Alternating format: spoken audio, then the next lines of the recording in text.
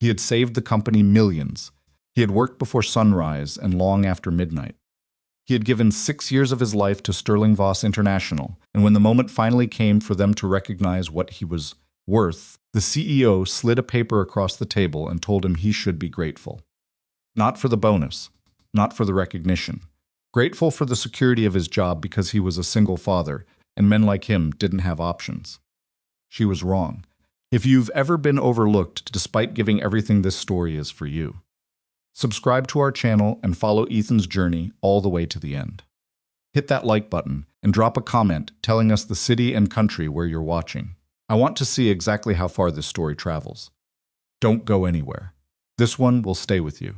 The conference room on the 14th floor of Sterling Voss International had floor-to-ceiling windows that looked out over the financial district, and on a clear morning the skyline sat there like a postcard, clean and impressive, and completely indifferent to what happened inside the building.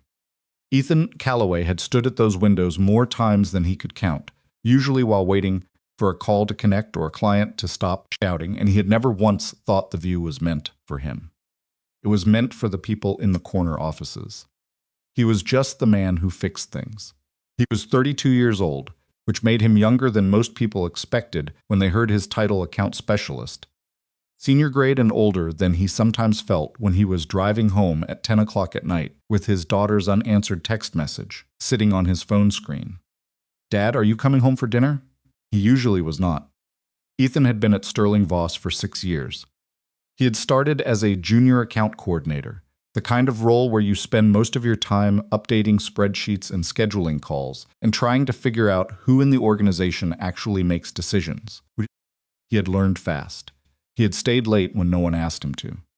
He had read every client file he could get his hands on, not because someone told him it would help his career, but because he genuinely believed that understanding the client was the job, and everything else was just paperwork.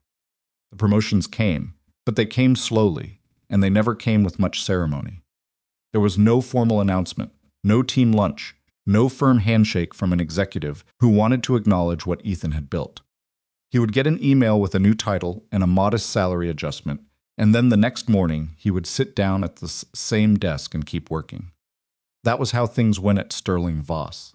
What nobody said out loud but everyone understood was that when a situation became truly dangerous, when a client was furious and the relationship was starting to crack, and someone needed to go in and hold the whole thing together, with nothing but their ability to listen and think clearly under pressure, the answer was always the same.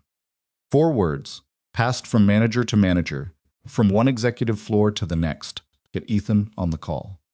He had heard it said about himself enough times that it no longer felt like a compliment.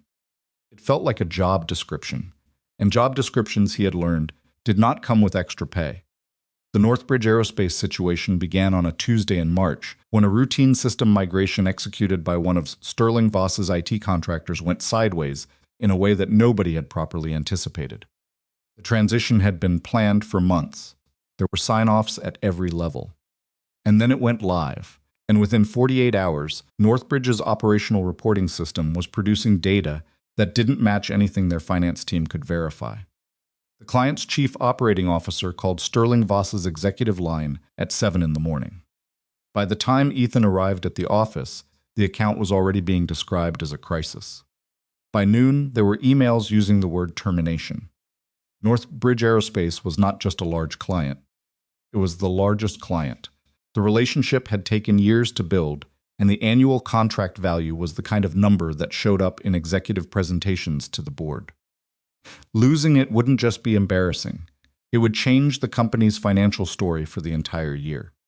Ethan's direct manager at the time, a man named Gerald, who was known for his ability to produce comprehensive status updates while contributing almost nothing of substance, came to Ethan's desk at 2 in the afternoon and said, with the particular tone of someone delivering an opportunity wrapped in an impossible problem, "Victoria wants us you on Northbridge." Victoria Halstead was the CEO of Sterling Voss International. She was 30 years old, which had been a significant talking point when she was appointed, and she had come to the role through a combination of family shareholding and genuine intelligence that nobody wanted to fully acknowledge.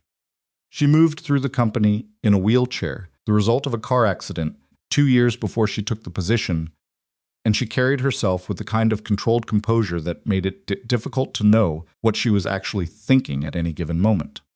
Ethan had been in her presence maybe a dozen times before the Northbridge crisis. She had never said anything particularly warm. She had also never said anything particularly dismissive. She treated him the way she seemed to treat most of the company's operational staff, as a functional component of a larger mechanism, useful when working correctly, easily replaced when not. "How long do I have?" Ethan asked Gerald. Gerald checked his phone.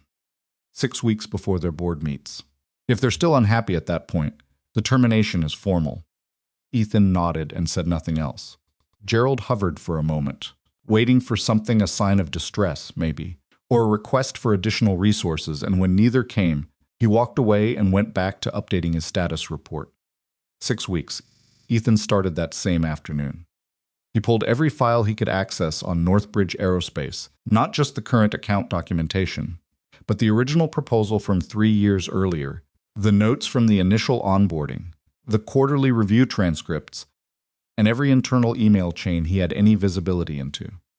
He read through all of it the way someone reads a map before entering terrain they've never crossed. What he found was not a technical failure. The migration problem was real, but it wasn't the actual wound. The actual wound was a pattern of small, accumulated disappointments that had never individually risen to the level of a formal complaint, but had been quietly eroding the relationship for over a year. Missed callbacks. Reports delivered a day late without explanation. A dedicated contact who had changed 3 times in 8 months without anyone properly introducing the next person. And underneath all of it, the sense, shared by several of Northbridge's key people, that Sterling Voss saw them as a revenue line item rather than a partner. This was the kind of problem that could not be solved with a presentation. It required something harder, earning trust back from people who had been given reasons to doubt it. Ethan began making calls, not formal calls, not scheduled account review calls with an agenda and prepared talking points. He called the people at Northbridge who actually worked with Sterling Voss's deliverables every day, the operations manager, the data coordinator, the department lead who had to explain the bad reporting numbers to her own team. He called them and asked them to describe, in their own words, what the last year had felt like from where they sat. Most of them were surprised he called at all. One of them, a man named Doug Ferris, who ran logistics planning for Northbridge's Eastern Division, said something that Ethan wrote down and did not forget. "I stopped expecting anyone from your company to actually hear me," Doug said. "I just started building backup systems because I couldn't count on yours." Ethan said, "That's exactly the kind of thing I needed to hear. Can I call you back Thursday? I want to show you what I'm building, and I want you to tell me if it actually solves your problem." Doug was quiet for a moment. "Yeah," he said, "you can call me Thursday." The next 5 weeks were not dramatic in the way that stories sometimes make recovery sound. There was no single breakthrough moment, no triumphant phone call, no turning point that could be circled on a calendar. It was work-specific, sustained, and often unglamorous work that required Ethan to be simultaneously detail-oriented, enough to manage the technical components, and patient enough to rebuild relationships with people who had every reason to remain skeptical. He was at his desk by 5:30 most mornings. His daughter, Maya, was 7 years old and being dropped at school by her grandmother, Ethan's mother, who had stepped in to cover the gap without being asked. His mother never complained about it, but he could hear something in her voice on the evenings when he called to check in a kind of quiet worry that she kept folded up and put away whenever he was on the phone. "You need to eat something," she told him, one Tuesday night at 9 o'clock. "I ate," he said. "When?" He thought about it. "Around noon, I think." "I had something." She was quiet for a moment. "Maya asked me if you were going to miss her school show." Ethan pulled up his calendar. The show was a Friday, 3 weeks away. He typed a reminder with both hands, phone wedged between his shoulder and his ear. "I'll be there," he said. "Put it in stone. I'll tell her." "How is she?" "She's good. She made a drawing of you today." She put it on the refrigerator. He didn't say anything for a moment. "I'll be there Friday," he said again. "Tell her I'll be there." By the end of the 6th week, Ethan had rebuilt the reporting infrastructure, established a new communication protocol with 3 of Northbridge's key departments, and documented every outstanding issue with a clear resolution timeline. More importantly, he had restored something that couldn't be measured in any system, the basic confidence, held by the people at Northbridge who actually touched Sterling Voss's work every day, that someone on the other side was paying attention. The formal account review took place on a Wednesday morning. Northbridge's COO, a precise and deliberately difficult man named Robert Chen, sat across the table from Ethan and two Sterling Voss executives who had been added to the meeting for optics and contributed almost nothing. Robert Chen asked 9 specific questions. Ethan answered 8 of them immediately and said, "I don't have the exact number on that one. Let me get it to you by end of day, and I'll tell you now it won't change the picture." Robert Chen made a note. Then he said, "We've decided to maintain the contract." One of the Sterling Voss executives exhaled loudly. Robert Chen looked at him without warmth. Then he looked back at Ethan. "I'll be honest with you. I spent most of the last 6 weeks expecting to terminate. You changed that. I want it noted that my decision is based on the work you specifically did, not the company broadly." Ethan said, "I'll make sure the work stays consistent." The right answer. It also happened to be true. The quarterly numbers went out 2 weeks later. Sterling Voss hit its revenue target. There were congratulatory emails from the board. Victoria Halstead sent a company-wide message acknowledging the team's strong performance in the second quarter. Ethan's name did not appear in any of it. He expected that. He had stopped expecting recognition a long time ago. What he did expect, what he had, in the privacy of his own thinking, allowed himself to consider a reasonable outcome was that his annual performance review would reflect what had actually happened. That the bonus he had legitimately earned, calculated according to the company's own documented framework, would be paid in full. His review was scheduled for a Thursday afternoon in mid-October. He arrived at Victoria's office 2 minutes early, sat down across from her, and folded his hands on the table in front of him. She looked at him the way she always looked at him, measured, contained, giving away almost nothing. "You did solid work on Northbridge," she said. "Thank you. The account is stabilized. The board is satisfied with the quarter." "Good to hear." She slid a single sheet of paper across the desk. "Your compensation summary." Ethan picked it up and looked at it. The number took a moment to register. He looked at it again, certain he had misread something. He had not misread anything. His bonus, calculated according to a formula he understood and had applied himself, based on targets he had exceeded, had been reduced by 43%. He set the paper down carefully. He looked at Victoria. "Can you walk me through the adjustment?"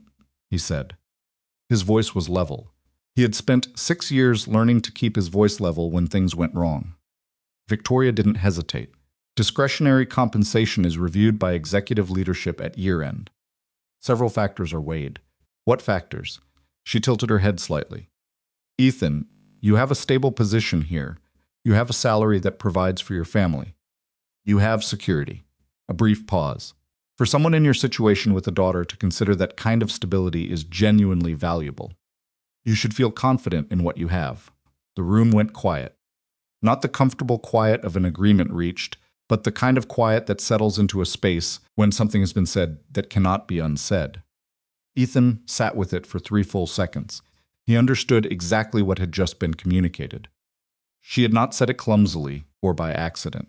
She had said it deliberately, with the precise confidence of someone who believed it was true that his responsibilities as a single father made him someone who could be managed. Someone who needed to be careful. Someone who could not afford to push back. She had looked at him and calculated that he was trapped. Picked up the pen on the desk. He signed the compensation form. He slid it back across the table. "Thank you for the review," he said. He stood up, buttoned his jacket, and walked to the door. In the elevator, heading down, he pressed the button for the lobby and stared at the brushed steel panel and breathed through his nose and thought about Maya's drawing on his mother's refrigerator. He thought about 5:30 in the morning and the Northbridge file and Doug Ferris saying, "I stopped expecting anyone from your company to actually hear me." He thought about 6 years. He thought about the fact that he had not been wrong about his worth. He had only been wrong about who he was working for.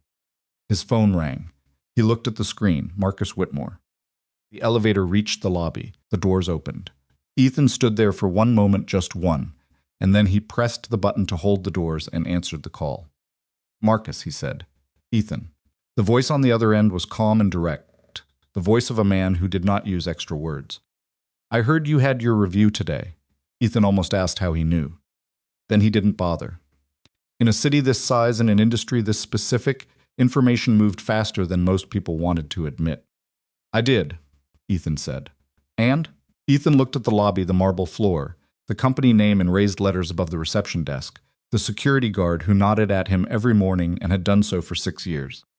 "And I think," Ethan said quietly, "it might be a good time to have a conversation." A brief silence. Then Marcus Whitmore said, "I'll have my assistant send you a time." Ethan stepped out of the elevator. The doors closed behind him. Outside, the afternoon was cold and gray, and completely indifferent to the fact that something important had just shifted. He pulled his jacket tighter and walked toward the parking structure and did not look back at the building. He had given that building 6 years. He was done being careful about what he asked for in return. Marcus Whitmore had first reached out to Ethan 8 months earlier, on a Wednesday afternoon in February, through a message sent to Ethan's professional profile that read less like a recruitment inquiry and more like a straightforward observation.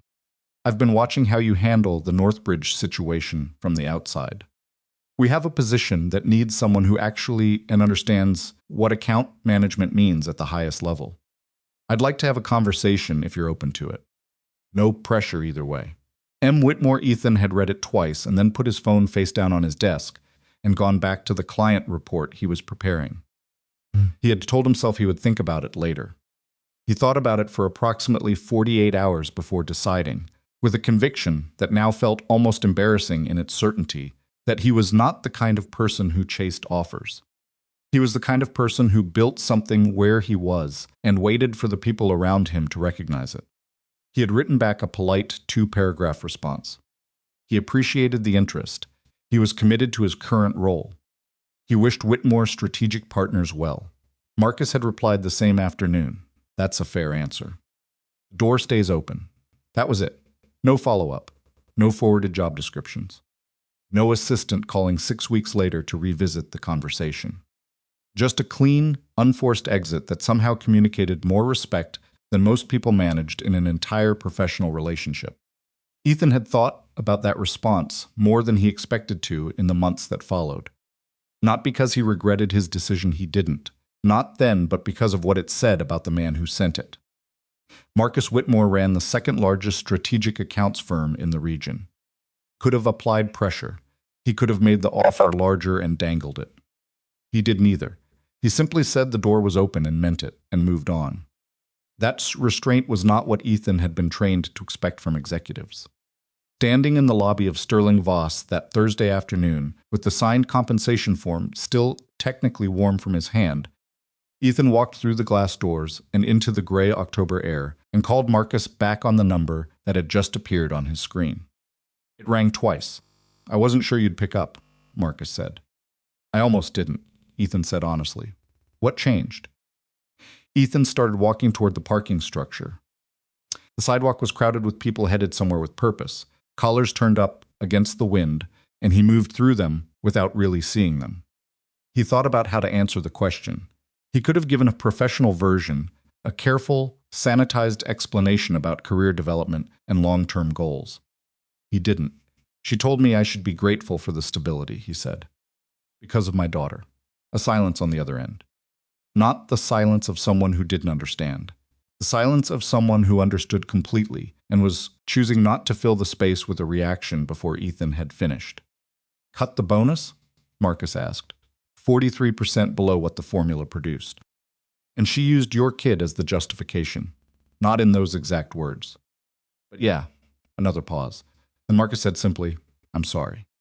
That's a lousy thing to sit through. It was such a plain thing to say, no dramatic outrage, no immediate pivot to what Whitmore could offer instead, and for some reason, it landed harder than anything more elaborate would have. Ethan stopped walking.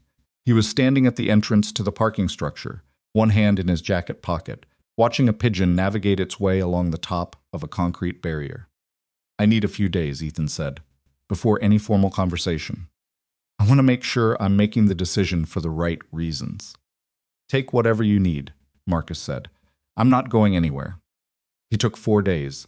He spent the first day saying nothing to anyone at Sterling Voss and doing his job exactly as he had always done it, checking in on active accounts, responding to emails, updating his pipeline documentation. He gave nothing away. He was good at that. 6 years of absorbing disappointments quietly had made him very good at presenting a surface that told people nothing about what was happening underneath.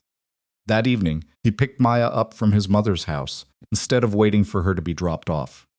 His mother opened the door before he could knock, which meant she'd seen him pull up, which meant she'd been watching for him. She was a compact, sharp-eyed woman who had raised Ethan alone after his father left when Ethan was 9, and she had never in his entire life told him what to do directly.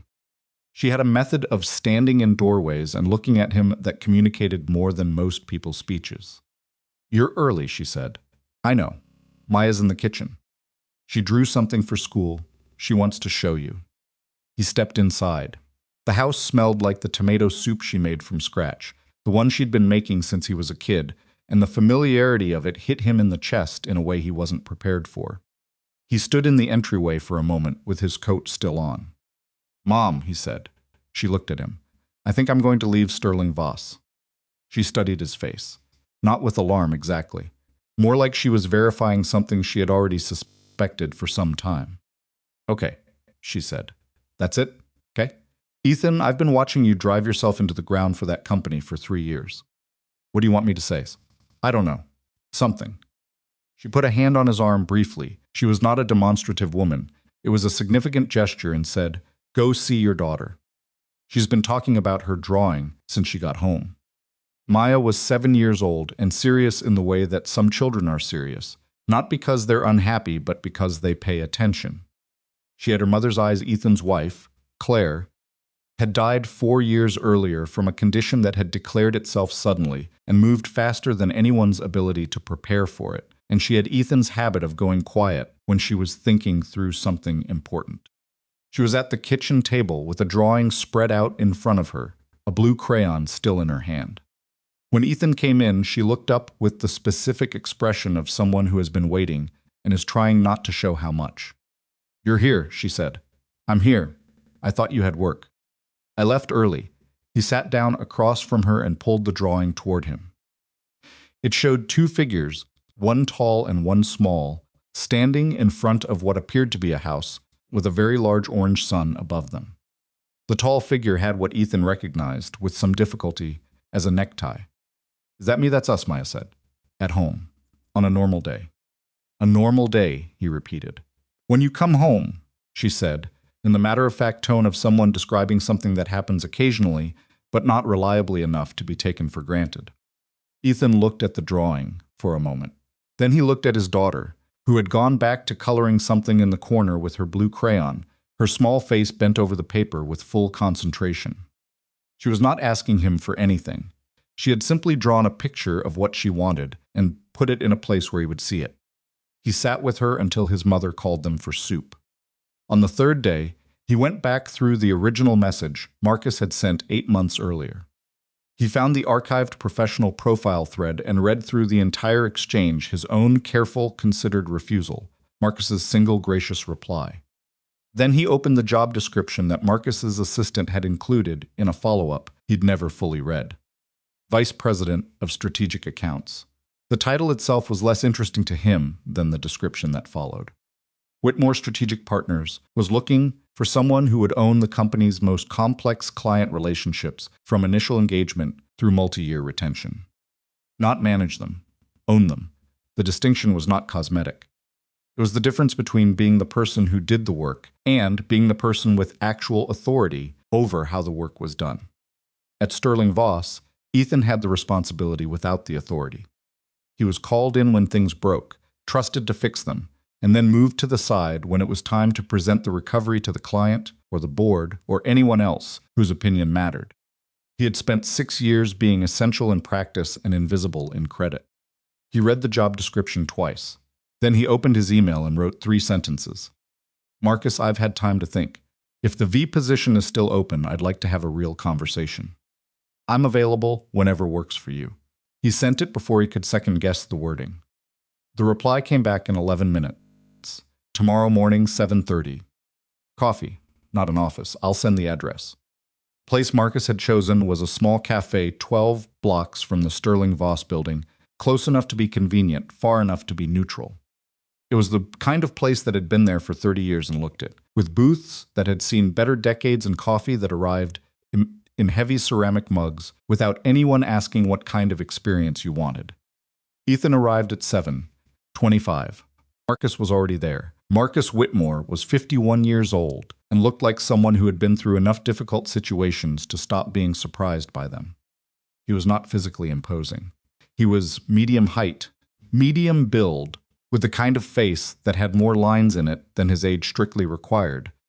And he dressed in the way of a man who had made enough money to buy whatever he wanted, and now simply bought things that were comfortable and well-made and unremarkable. He was drinking black coffee and reading something on his phone, and when Ethan slid into the booth across from him, the phone away without looking at it again for the rest of the conversation. "You look like you slept," Marcus said. "More than usual, actually." Good sign. He signaled to the server without consulting a menu. Same again, and one more. "Then to Ethan, you eat breakfast?" "Sometimes. They have eggs here. Real ones." He said it the way someone says something about a place they genuinely trust. "I've been coming here since my second year in business. When I couldn't afford the places, the other guys were going." Ethan looked around the cafe. "Not what I expected." "What did you expect?" "Something downtown. Glass and exposed concrete." Marcus made a short sound that might have been a laugh. "I have one of those.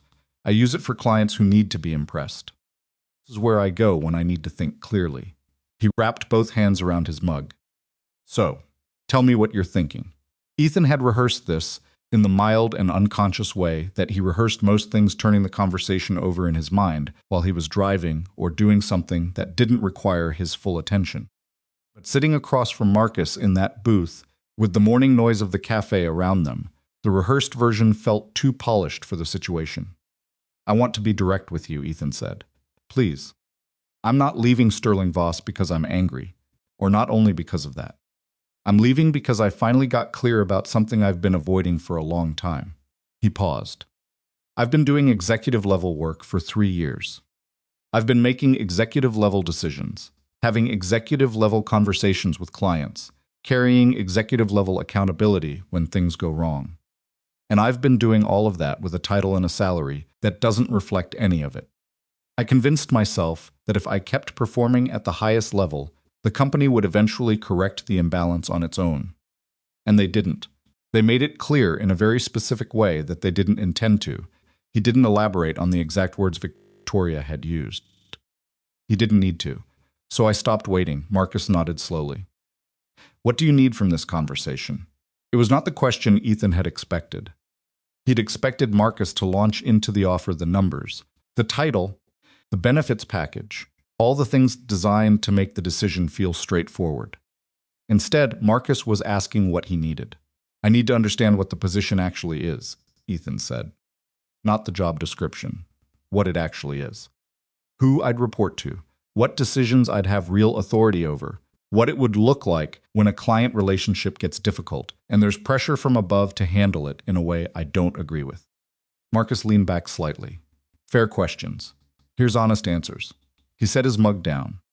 "You'd report directly to me, not to a layer of middle management that reports to me.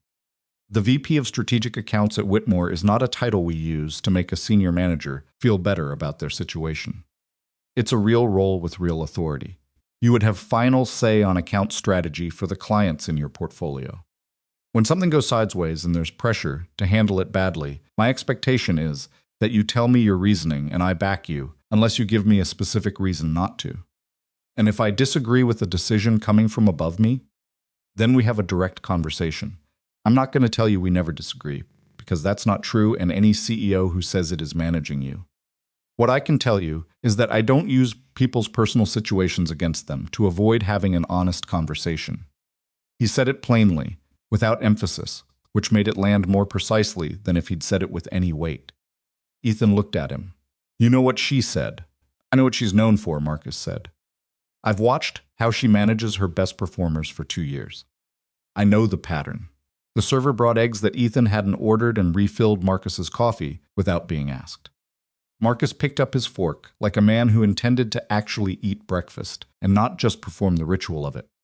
"Tell me about Northbridge," Marcus said, not the version in the professional summary. What actually happened? Ethan talked for 40 minutes.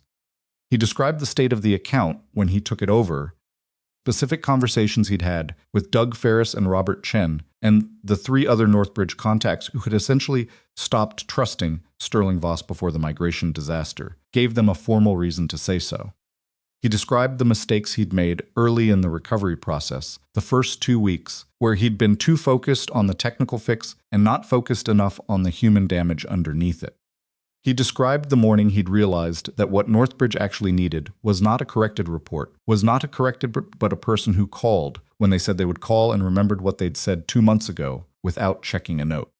Marcus listened without interrupting except twice, both times to ask specific questions that demonstrated he understood exactly what Ethan was describing. "How'd you figure out the real problem?" Marcus asked. "The trust erosion underneath the technical failure.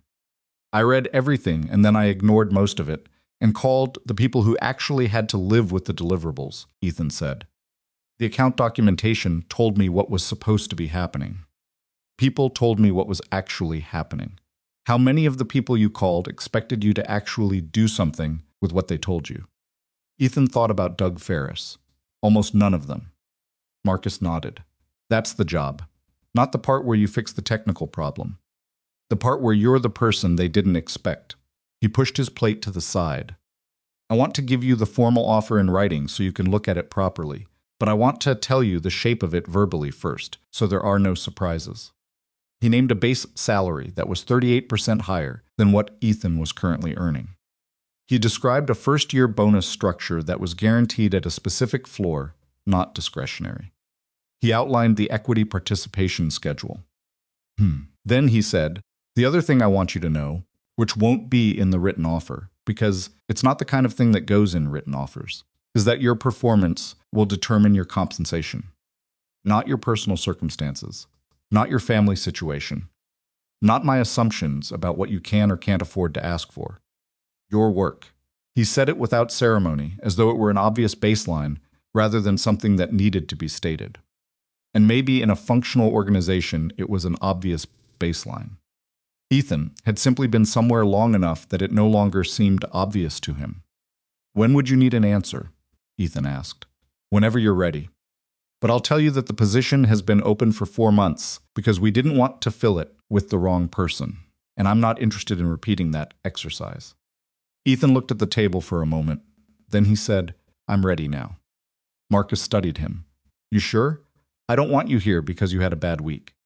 I want you here because this is where you want to be." "It's not just the week," Ethan said. "I've known for about 18 months that I was in the wrong place. I stayed because I thought loyalty to an institution was the same as integrity. I don't think that anymore." A pause. Then Marcus extended his hand across the table. Ethan shook it. "Welcome to Whitmore," Marcus said. "We'll get the paperwork moving this afternoon." The formal offer arrived in Ethan's personal email at 2:17 that same afternoon. He read it at his desk at Sterling Voss, in the building where he had spent 6 years, with the city spread out beyond the floor-to-ceiling windows that had never been meant for him. He read every line carefully, the way he read everything, not because he expected to find a problem, but because thoroughness was not something he turned on and off, depending on whether the stakes felt high. Everything Marcus had described was there. The salary. The guaranteed bonus floor with the specific figure written out plainly. Title. The direct reporting structure. The equity provisions. There were no surprises, which itself was something he hadn't quite been prepared for. He had worked long enough in corporate environments that he had unconsciously braced for a gap between what was said and what was written. There was none. He sat with the document for 11 minutes. Then he signed it. He spent the remainder of that afternoon working. He had 4 active accounts with outstanding items, and he documented every one of them with the same thoroughness he would have applied if he were staying. Whoever took over these relationships after he left would have everything they needed, not because Sterling Voss deserved that level of care from him at this point, but because the clients did. People at those companies who relied on clean handoffs and clear documentation hadn't done anything to him.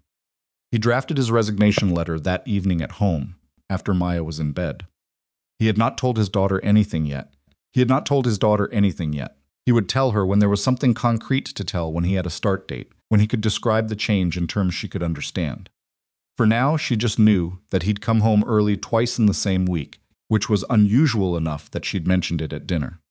"Are you sick?"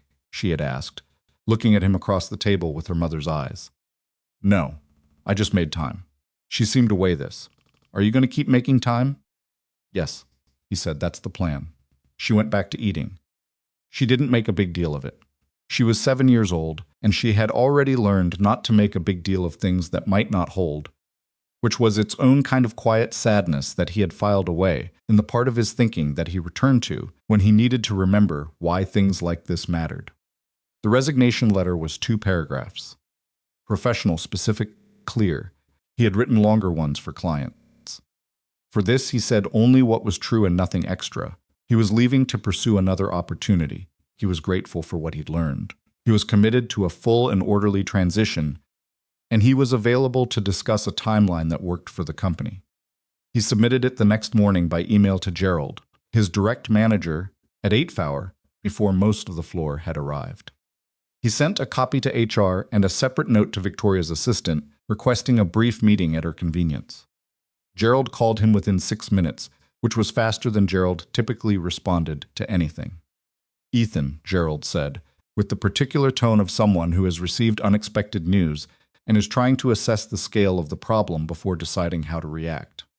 "I just got your email," I assumed. "Is this, are you in the middle of a negotiation here? Because if there's something specific you feel wasn't addressed in your review, there might be room to have that conversation again." "There isn't," Ethan said. "This is a straightforward resignation, Gerald. I've accepted another position." A pause. "Can I ask where?" "I'd rather let the transition process follow its normal course. I'll have a full handoff document ready within the week." "Right." Gerald was quiet for a moment. "Victoria's going to want to speak with you." "I've already requested a meeting." "Okay." Another pause. Okay, I'll talk to you later today." He hung up. Ethan put his phone down and opened the first of his client files.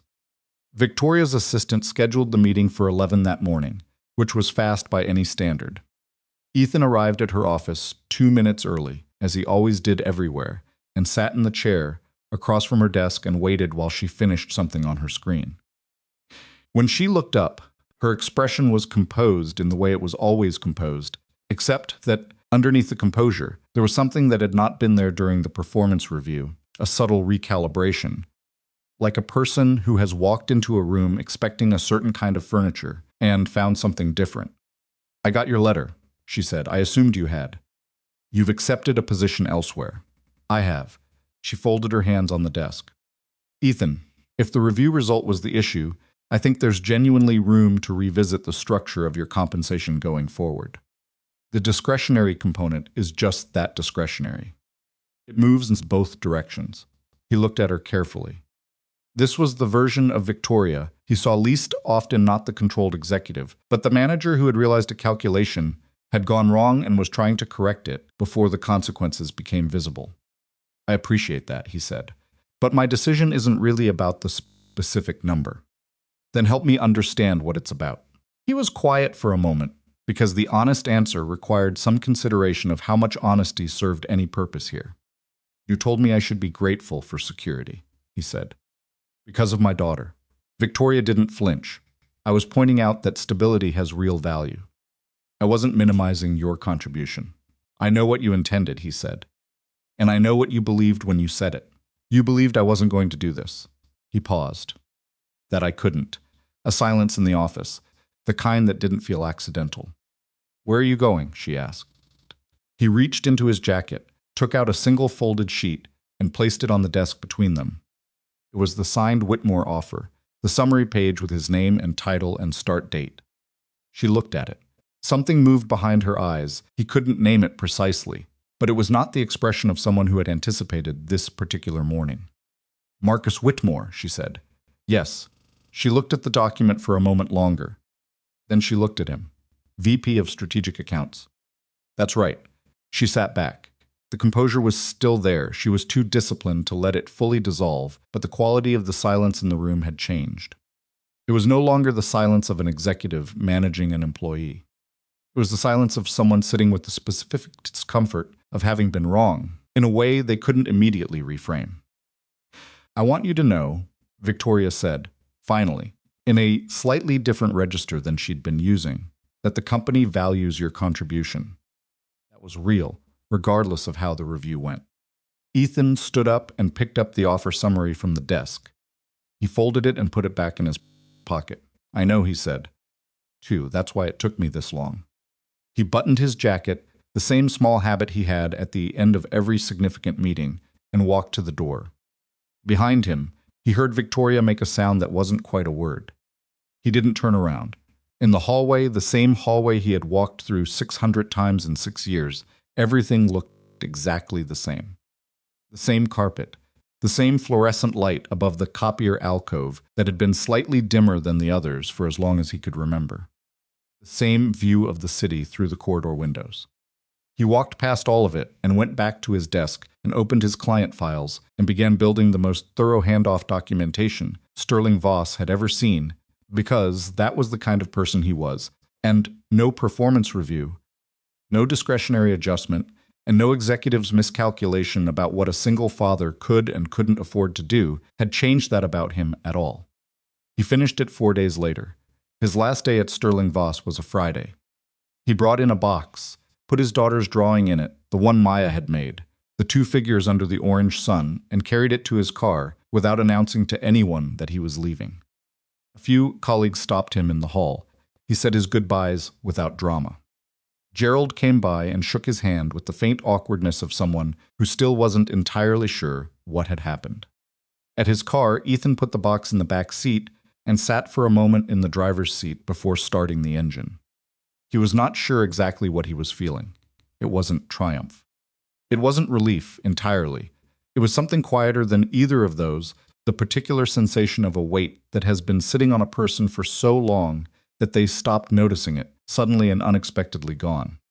He started the car and drove toward a Monday that looked entirely different from any Monday that had come before it. The first Monday, Ethan did not walk through the doors of Sterling Voss International. Victoria Halstead called a department head meeting at 8 in the morning and announced the reorganization of the Strategic Accounts Division with the kind of controlled confidence that her executive team had learned to interpret as a signal that the matter was settled and not open for discussion. Preston Hale was 29 years old, had been at Sterling Voss for 14 months, and had the particular variety of professional confidence that comes from never having been in a room when something truly broke. He was good-looking in the way that photographs well, articulate in the way that impresses in 30-minute meetings, and he believed with the sincere and total conviction of someone who had not yet been tested at the level that would challenge it, that account management was fundamentally a presentation problem. If the materials were strong, if the data was clean, if the slides communicated the right narrative, clients stayed satisfied. He had never sat across from Robert Chen. He had never called Doug Ferris at 6:30 in the morning because a data discrepancy was going to surface in a client report in 4 hours and needed to be understood before anyone at Northbridge saw it. He had never had the specific experience of a client contact saying, quietly and without malice, "I stopped expecting anyone from your company to actually hear me." Victoria assigned him Northbridge Aerospace, along with 4 other accounts from Ethan's former portfolio, on a Tuesday morning in a meeting that lasted 22 minutes. She told Preston that the accounts were stable, that the client relationships were in good shape, and that his job was to maintain momentum. She gave him Ethan's transition documentation, which was, as Ethan had intended it to be, thorough enough that no one could reasonably claim they hadn't been given what they needed, and she told him to get on an introductory call with each client contact within the week. Preston walked out of that meeting with the energy of someone who had just been handed an opportunity. He sent a calendar invite to the Northbridge primary contacts for the following Thursday.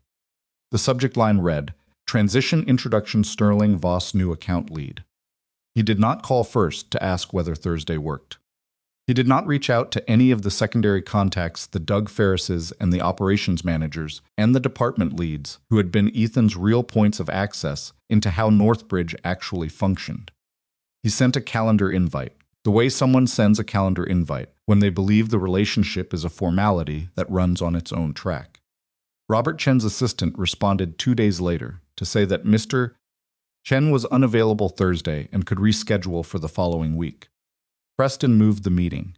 He didn't think much about it.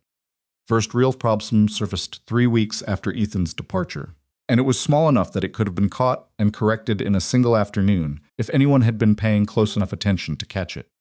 Northbridge Aerospace had a quarterly reporting cycle that required Sterling Voss to deliver a consolidated performance summary to their finance department by the 5th business day of each month. Ethan had delivered this report personally for 2 years. He had a system not written in any company documentation because it had evolved from habit and relationship rather than policy, that involved confirming the data sources with 2 separate Northbridge contacts 48 hours before delivery, because he had learned, through one painful experience early in his tenure, that Northbridge's internal systems occasionally updated figures retroactively, and a report generated too early would show numbers the client's own finance team couldn't reconcile. He had noted this in his transition documentation. He had written it clearly, confirmed data sources with both contacts listed below 48 hours before delivery. Do not generate the report from the system pull alone. Preston read the documentation the way most people read instruction manuals, with the assumption that the important parts would be obvious and the detailed warnings were probably excessive. He generated the report from the system pull. He delivered it on time, which he considered the essential metric. 2 days later, Northbridge's finance director, a precise, unhurried woman named Sandra Okafor, who had been at the company for 11 years and had the institutional memory of someone who had survived 3 different account management teams from 3 different vendors, sent a reply noting that 3 of figures in the report did not match the numbers her team was working from. Preston apologized and reissued the corrected report within 24 hours. Sandra Okafor acknowledged the correction without comment. That should have been the end of it, and in isolation it was. A small administrative error, caught and fixed. No real damage done. But Robert Chen heard about it, and Robert Chen, who had spent 6 weeks watching Ethan Callaway rebuild his confidence in Sterling Voss piece by careful piece, filed the information away in the part of his thinking where he kept the things that mattered before he knew exactly why they mattered. The second problem was less easy to dismiss. Northbridge had a recurring operational review that happened every 6 weeks, not a formal contract review, but an internal working meeting that Ethan had been invited to attend since the recovery. He had treated those meetings as the most important calendar items in his portfolio, because they were the meetings where Northbridge's people talked to each other about what was and wasn't working, and his presence in that room was the only reason he ever had early warning about problems that would otherwise surface as client complaints. He had understood, without anyone explaining it to him, that being in that room was a privilege extended because people trusted him, not because the contract entitled him to be there. Preston was not invited to those meetings. Nobody told him about them directly, because nobody had thought to mention that they existed, and he hadn't asked the kind of questions that would have uncovered them. The transition documentation referenced them obliquely attend internal client operational reviews as invited, but Preston had read that line and understood it to mean that invitations would come through formal channels if and when they were appropriate. They didn't come through formal channels. They came through the kind of relationships where someone calls you a day before and says, "We're having the ops review tomorrow. You should probably be there." Ethan had received those calls. Preston did not. So for 6 weeks, Northbridge's operational team met and discussed their evolving concerns about the partnership without a Sterling Voss representative in the room, which meant that by the time those concerns reached anyone who could have acted on them, they had already calcified into positions, rather than remaining in the more manageable early stage of questions. Doug Ferris noticed the absence first. He mentioned it to Sandra Okafor in passing, not as a formal complaint, just as an observation, and Sandra filed it in the same mental drawer where she kept the report discrepancy. Then a deadline slipped. It was a deliverable that most account specialists would have flagged as moderate priority. proposal addendum that Northbridge had requested in response to a proposed service adjustment. The timeline was tight, 12 business days, and it required coordination between Sterling Voss's analytics team and their technical documentation group, two departments that did not naturally communicate efficiently with each other. Ethan had known this about those two departments. He had developed, over years, a specific method for managing deliverables that required their cooperation. He would contact both departments simultaneously, confirm the dependency chain explicitly, and then follow up at the midpoint with whoever was slower rather than waiting for the due date to discover the delay. Preston sent a project request through the standard intake system and waited for the output. On day 11, the analytics team delivered their component. On day 12, the technical documentation group was still 2 days away from completion. Preston sent an apologetic email to Northbridge requesting a 3-day extension and explaining that an internal coordination issue had caused a minor delay. Robert Chen read that email on a Thursday afternoon, and something in him that had been patient and measured since Ethan left went still and quiet in a different way than it had been quiet before. He forwarded the email to Sandra Okafor with a single line, "How many is this now?" Sandra replied within minutes, "The report discrepancy, the ops review gap, and this." 3 and 6 weeks, Robert Chen did not respond. He didn't need to. They had worked together long enough that the absence of a response was its own answer.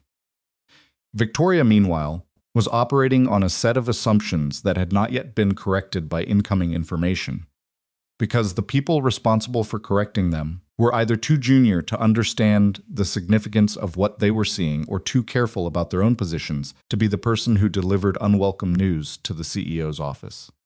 Gerald had produced 3 status updates on the Northbridge account since Ethan's departure, each of which described the relationship as stable.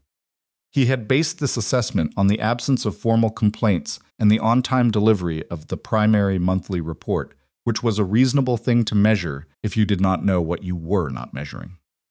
Victoria reviewed those updates and moved on to other things. She had a company to run.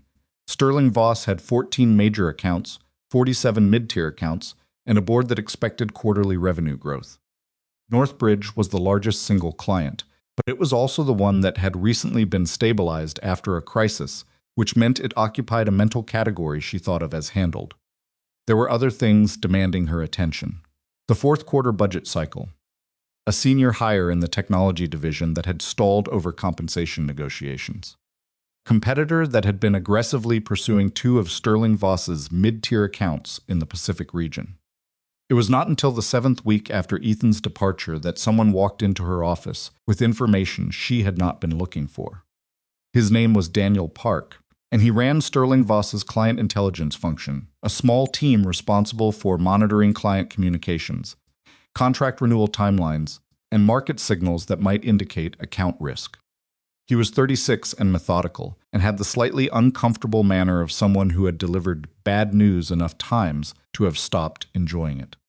He knocked on Victoria's office door on a Tuesday morning and said, "Do you have 10 minutes? I want to show you something on Northbridge."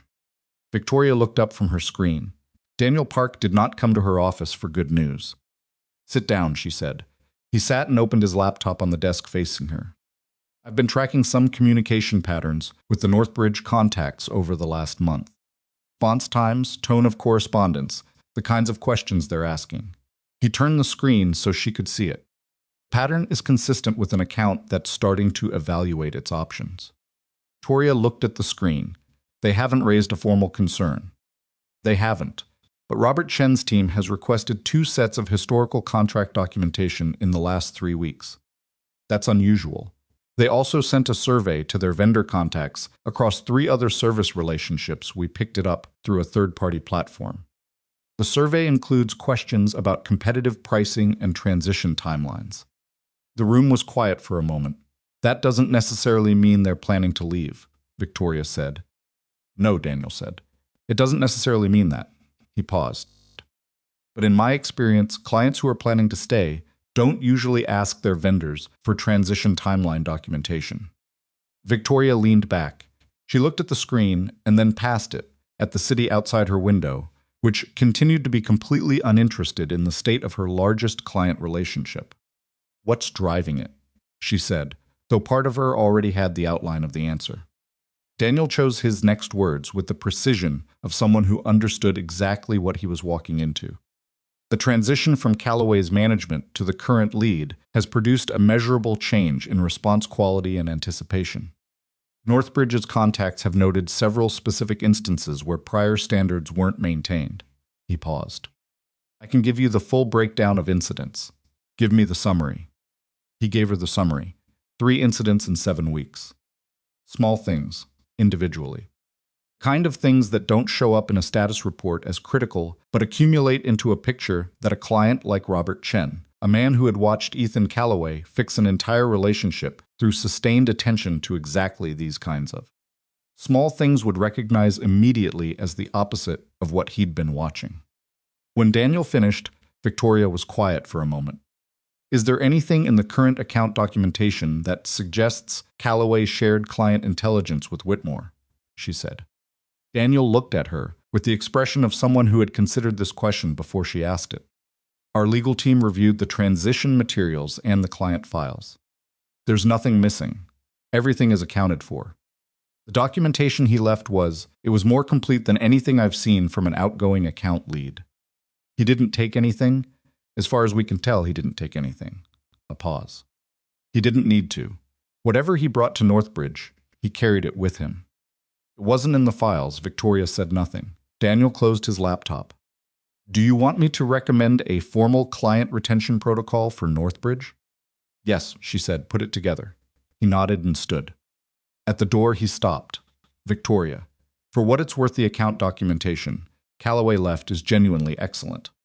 Whoever takes over Northbridge going forward will have everything they need procedurally. The issue isn't documentation. He chose his next word carefully. Its presence. He left. Victoria sat alone in her office and looked at the city and thought about a sentence she had said in a performance review 7 weeks earlier, delivered with the complete confidence of someone who believed they understood the situation perfectly. You should feel confident in what you have. She had believed, when she said it, that she was reading the situation accurately. That a man with a daughter and a mortgage and 6 years invested in a single company would absorb the disappointment and stay, because the alternative felt too uncertain. She had made a calculation, and the calculation had been based on a model of Ethan Callaway that had turned out to be wrong in a way she was only now beginning to measure. She had not thought he was incompetent. She had never thought that. She had thought he was immovable not because he lacked options, but because she had assessed his circumstances and concluded that the weight of his responsibilities would function, effectively, as an anchor. She had mistaken what he carried for what held him in place. The distinction she was discovering mattered considerably. The internal investigation she ordered in the 3rd week after Ethan's departure had been, from the beginning, a way of managing her own uncertainty by converting it into a process. If Ethan had taken client information to Whitmore contacts, strategy documents, proprietary pricing data, then the situation had a clear shape, a legal matter, a former employee who had behaved badly, a narrative that made Sterling Voss the wronged party. That narrative would be uncomfortable, but it would at least be navigable. The investigation took 3 weeks and involved 2 members of the legal team, a forensic review of Ethan's computer activity during his final 2 weeks, and interviews with the 5 colleagues who had worked most closely with him. The lead investigator, a senior associate named Carol Wen, delivered her findings to Victoria in a document that ran to 11 pages and reached a conclusion in its 3rd paragraph. There was no evidence that Ethan Callaway had transferred, copied, forwarded, or otherwise transmitted any client data, strategy document, pricing information, or confidential communication to any external party before, during, or after his resignation. His computer activity during his final 2 weeks was consistent with preparing transition documentation. His email log showed no unusual outbound communications. His access to client files during his last month was entirely consistent with the handoff work he had explicitly disclosed. Additionally, his transition documentation package was, in Carol Wen's exact words, substantially more thorough than required by company policy and arguably more comprehensive than any transition package previously submitted by a departing account lead at any seniority level. He had given them more than they were owed. He had done it not because they deserved it, but because the clients did. Victoria read the report in full, including the pages that detailed the absence of wrongdoing, the particular specificity that made it clear. The investigators had looked carefully and found nothing because there was nothing to find. She set it face down on her desk when she finished. She had ordered the investigation, hoping it would give her something.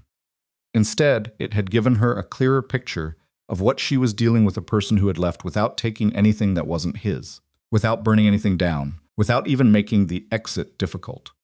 He had done everything correctly, and the correctness of it was, in its own way, more confronting than any of the alternatives would have been. At Whitmore Strategic Partners, Ethan started on a Monday. The office was on the 9th floor of a building 10 blocks from Sterling Voss, which was close enough that Ethan had walked past it 100 times without ever having a reason to go inside. It was a smaller organization, about a third the size of Sterling Voss in headcount, and it had the slightly looser energy of a place where people were not spending a significant portion of their attention managing upward. Conversations happened in the open. Decisions got made in rooms where the people making them were the same people who'd be executing them. Marcus had been deliberate about Ethan's first assignment. He had given him an account called Hargrove Industrial, a mid-sized manufacturing client that had been with Whitmore for 3 years and had recently grown frustrated enough to formally request a new lead. The account had nothing to do with Sterling Voss's client portfolio. There was no overlap, no familiar territory, no relationship that Ethan could draw on from his previous work. Marcus had chosen it intentionally. "I want you to start clean," Marcus had said, the week before Ethan's first day. "Not because I doubt what you did at Northbridge. Because I want you to know, and I want you to be able to say without any ambiguity that what you build here you built from scratch." Ethan had understood what Marcus was doing, and he'd respected it without needing to discuss it further.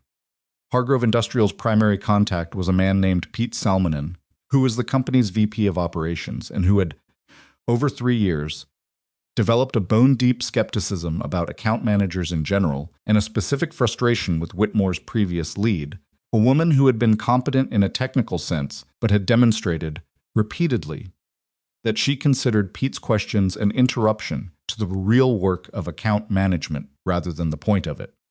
Pete had not requested a new lead by sending a polite email. He had requested it by calling Marcus directly on a Saturday afternoon and saying, in the unhurried tone of a man who has run out of patience and made peace with it, "Marcus, I like doing business with your firm, but I need someone who actually listens when I talk. If that's not something you can deliver, I need to know now so I can make other plans." Marcus had told Pete he'd have someone new on the account within 2 weeks. Then he'd hired Ethan. Ethan's first call with Pete Salmonen lasted 43 minutes and covered almost no formal account business. Pete had started the call with the specific wariness of a man who has been introduced to too many account managers who opened with a prepared agenda, and Ethan's had sensed it in the first 30 seconds of the conversation, the slight flatness in Pete's greeting, the careful neutrality of his early responses, the sense of someone who has decided to wait and see before deciding how much to invest. Ethan did not use his prepared agenda. He set it aside, not theatrically, not with any announcement that he was setting aside, and asked Pete a question that wasn't on it. "I've read the account history," Ethan said, "but history tells me what happened, not what it felt like from your end. So if you're willing, what's the thing that's bothered you most about how this relationship has worked?" Pause on Pete's end. Not the pause of someone who doesn't have an answer. Pause of someone who wasn't expecting to be asked that way. "You want the honest version?" Pete said. "That's the only version that helps me." Pete thought for a moment. Then he said, "The honest version is that I got the feeling the account manager's job was to keep me from becoming a problem. Not to actually understand my operation. I described something going wrong on the floor, and the response was always very professional, very sympathetic, but I could tell it wasn't landing. It was being filed under client concern, addressed, not actually heard." Ethan said, "Can you give me a specific example? Something recent." Pete gave him 3. Ethan listened to all 3 without interrupting. Then he said, "Okay, the first one, the quarterly spec variance issue, that's a reporting structure problem. I can fix that within 2 weeks. The second one is going to take longer because it involves the way our analytics team interprets your operational data, and I need to understand your data architecture better before I can propose anything useful. Can I schedule a working call with your systems coordinator? He paused. The third one is the most important. Why the third one? Pete said, with the tone of someone who agrees but wants to know why Ethan agrees. Because the third one is the reason your people stopped calling us when things went sideways before they became problems. If I don't fix the relationship at that level, everything else I do is just fixing symptoms. A longer pause. You know, Pete said, with the careful tone of someone adjusting an assessment they'd already formed. I had a whole speech ready for this call. About what I needed and what I was done tolerating. I'd worked it out in my head. I'd still like to hear it, Ethan said. I think you just covered most of it, Pete said, but I'll tell you the rest. He did. Ethan listened for 20 more minutes. He took notes, not the performative notes of someone demonstrating active engagement, but actual notes, the kind that would inform specific decisions, and when Pete finished, Ethan read back 3 items from his notes, confirmed he'd understood them correctly. You got it, Pete said. Good. I'll have the spec variants fixed to you by the end of next week. And I'll call you Thursday afternoon, not to report progress, just to ask you something I'll have figured out by then that I don't know yet. Quiet for a moment. Thursday works, he said. He hung up. Ethan sat back in his chair in his new office, a real office, with a door that closed and his name on a small sign outside it, and looked at his notes. He had not used a single contact from his 6 years at Sterling Voss.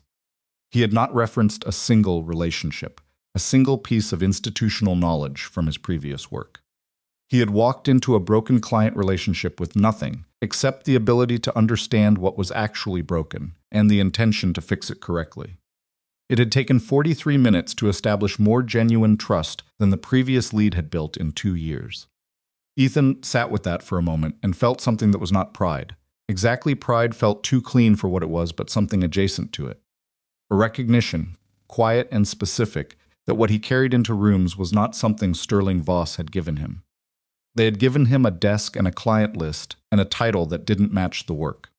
What he actually had, the listening, the reading of what mattered underneath what was being said, the ability to sit across from someone who had been disappointed repeatedly and make them believe, without overpromising, that this time would be different, that had come from somewhere else entirely. From the years before Sterling Voss, from watching his mother raise him without surplus and without complaint, from sitting across a hospital table, from doctors who were telling him things about Claire that he hadn't been ready to hear, and learning, in those rooms, what it meant to be fully present when someone was telling you the truth.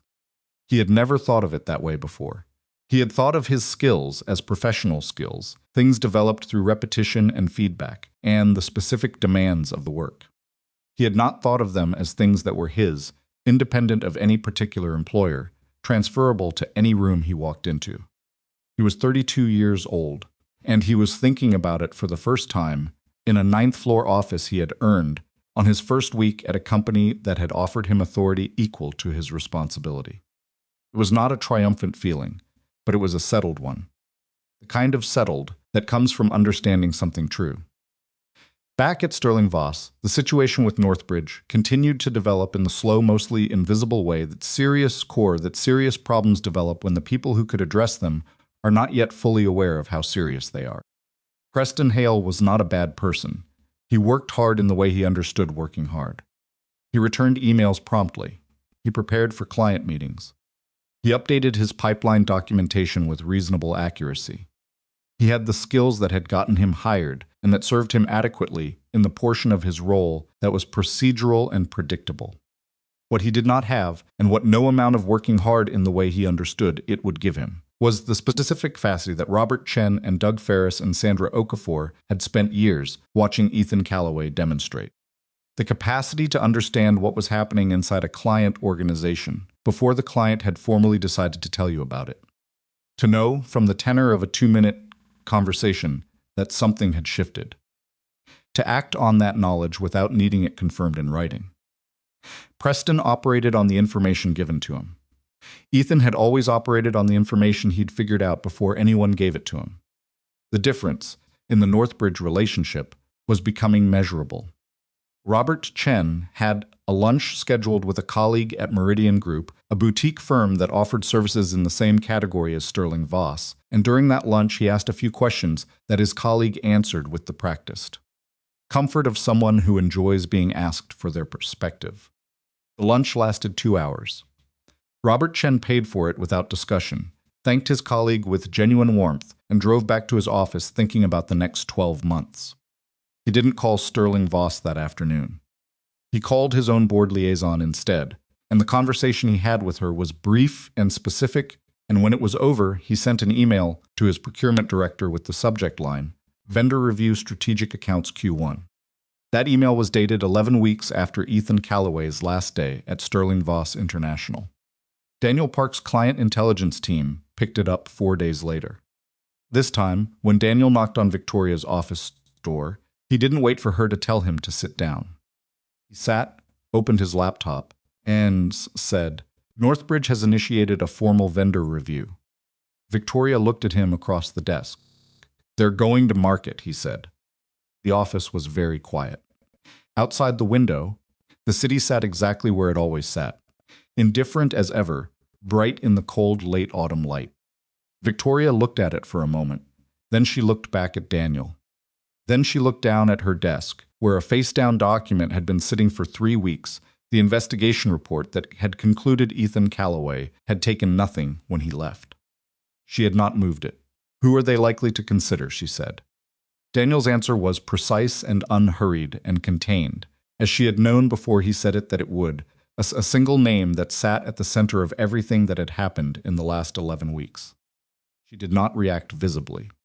But in the controlled stillness of her expression, something had shifted the specific expression of a person who has been certain about something for a long time and is now beginning, with a particular discomfort of the genuinely intelligent, understand exactly where the certainty had been wrong. The formal vendor review notifications arrived at Sterling Voss's business development office on a Thursday morning in the form of a 12-page document from Northbridge Aerospace's procurement division. It outlined the scope of the review, the evaluation criteria, the timeline, and the submission requirements for any vendor wishing to participate in the competitive process. The language was professional and neutral in the way that procurement documents are always professional, and neutral, designed to communicate process without communicating feeling, but the people at Voss who read it understood immediately that the feeling underneath it was not neutral at all. Victoria read the document twice in her office with the door closed. Then she called a meeting with her senior leadership team that afternoon, and for the first 40 minutes of that meeting, she listened while her executives discussed the review as though it were primarily a presentation challenge. Better materials, stronger data visualization, a cleaner narrative about Sterling Voss's capabilities and track record. Gerald suggested bringing in an outside consultant to help with the proposal structure. The head of business development talked about competitive positioning and messaging frameworks. Victoria listened to all of it and then said quietly and without particular emphasis, "Whitmore is going to be in this process." The room went still in the specific way. Rooms go still when something has been said that reframes everything that came before it. "We don't know that," Gerald said, with the tone of someone who actually did know it and was hoping that saying it out loud might make the situation more manageable. "We know it," Victoria said, "and we know who's going to lead their proposal." Nobody disputed that either. The meeting shifted after that, not immediately, but gradually the way conversations shift when the comfortable framing has been removed, and people are left with the actual problem. The actual problem was not a presentation challenge. The actual problem was that the company Northbridge was most likely to move to was being led on this account by the same person who had rebuilt Northbridge's confidence in Sterling Voss 18 months earlier. And that person now sat on the other side of the table with no constraints on what he could offer. "We need to assign our strongest lead to this proposal," Victoria said. "Preston is the account lead," Gerald said carefully. "Preston can support. Who else do we have at the senior level who has direct experience with Northbridge's operational environment?" The answer which nobody said directly, but which everyone in the room arrived at simultaneously, was that the person with the most direct experience with Northbridge's operational environment had resigned 11 weeks ago and was currently employed by the competitor they were discussing. Gerald said, I can pull Diane from the Pacific region accounts temporarily. She has strong presentation skills and she's handled aerospace clients before. Toria nodded. Do it. And I want the proposal strategy finalized within 10 days. We are not losing Northbridge. She said it with the kind of finality that was meant to function as a plan. The people in the room wrote things in their notebooks and nodded and filed out, and none of them said what several of them were thinking, which was that the thing Victoria was determined not to lose had already started leaving the moment she'd signed that compensation form. Marcus Whitmore heard about the vendor review on the same Thursday.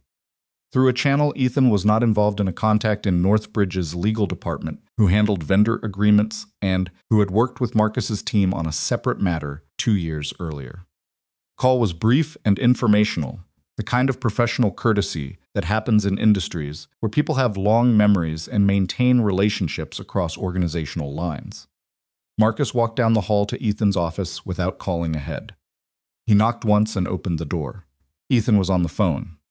He held up one finger without looking away from the window, finished his sentence, something about a delivery timeline for the Hargrove account, and ended the call.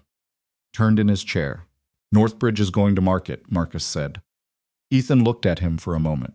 He had known, in the abstract, that something like this was coming. He had watched the pattern from a distance, not through any inside information, but through the kind of reading between lines that comes from spent 2 years inside the relationship. He had known that Preston Hale would struggle with Northbridge the way anyone would struggle with a relationship built on a form of attention that couldn't be transferred through documentation. When, Ethan said. The review timeline is 8 weeks. Submissions due at the end of week 6, presentations in weeks 7 and 8. Marcus came in and sat in the chair across from Ethan's desk, the visitor's chair, which was slightly too low for the desk, and which Marcus had not yet gotten around to replacing. I want you to lead our response, Ethan said. You know what that looks like from the outside. I know what it looks like. I also know what it is. Sterling Voss is going to say I'm using inside knowledge. Client relationships I built on their time. Are you? No. Marcus nodded. Then we build the proposal from what Northbridge tells us in the review process. Everything comes from the RFP documentation and the direct client conversations that are part of the competitive evaluation. Nothing from before you left. That's how I'd do it regardless, Ethan said. I know that. I want it said clearly so there's no ambiguity about the standard we're holding ourselves to. Marcus looked at him steadily. You're the right person for this, Ethan. Not because you know Northbridge you'd be the right person, even if you'd never heard of them. But I'm not going to pretend that your history with the account isn't part of why they initiated this review in the first place. Ethan was quiet for a moment. You think they did it because of me? I think Robert Chen is a careful man who watched what happened to his account after you left and drew the conclusion that careful men draw. He's not running this review to punish Sterling Voss. He's running it to find the right partner for the next phases of his company's growth. He wants to know what's available. A pause. We're going to show him. The Northbridge review process opened with an information session, a 2-hour meeting to which all participating vendors were invited, held in a glass-walled conference room at Northbridge's headquarters on a Tuesday morning in January. 4 vendors attended. Sterling Voss sent a team of 3, led by Diane Forsyth. The senior account executive Gerald had pulled from the Pacific region. Whitmore sent 2 people, a junior analyst to handle documentation, and Ethan.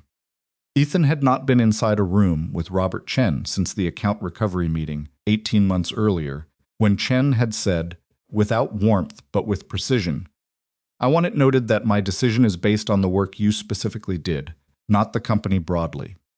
Chen arrived at the information session 12 minutes late, which was unusual for a man who Ethan knew to run his schedule with deliberate tightness. He came in with Sandra Okafor and a third person Ethan didn't recognize, younger, probably from procurement, carrying a tablet and a folder. Chen scanned the room as he sat down. His eyes moved across the vendor tables with the practiced neutrality of a man conducting a fair process, and when they reached Ethan, they paused for exactly 1 beat before moving on. It was not a beat of surprise. It was a beat of recognition, and something else underneath it, something that looked, if Ethan was reading it correctly, like confirmation.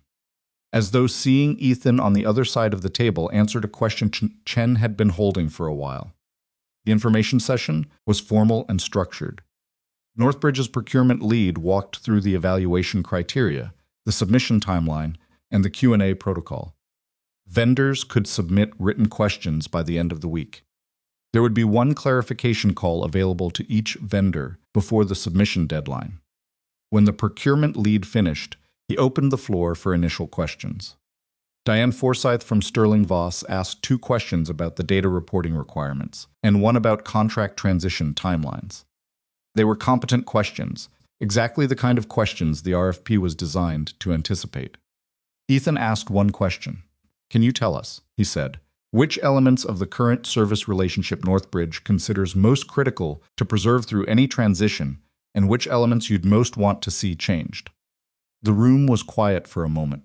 The procurement lead looked at Robert Chen. Chen looked at Ethan with an expression that was still carefully neutral, but carried something underneath it, the look of a man who has sat through many vendor meetings and has just heard, for the first time in a while, a question that was actually about him rather than about the process. "That's outside the standard Q&A format," the procurement lead said. "I understand," Ethan said. "I'm happy to submit it in writing, if that's the right channel." Chen said no. "It's a fair question." He looked at his own notes for a moment.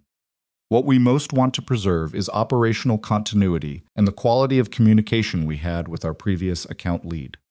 What we want to change is the gap between what we were told and what was delivered in the last several months." He said it plainly, without directing it specifically at Diane, which somehow made it more pointed than if he'd looked at her directly. "We want a partner whose level of attention doesn't change based on how secure they believe the relationship to be." Ethan nodded and wrote something in his notebook. Diane wrote something in hers, with the contained expression of someone absorbing a piece of information that stings. After the session ended and the vendors were filing out, Sandra Okafor passed Ethan in the corridor. She didn't stop walking, but she said, in a tone low enough that only he could hear it, "It's good to see you, Ethan." He said, "You too, Sandra."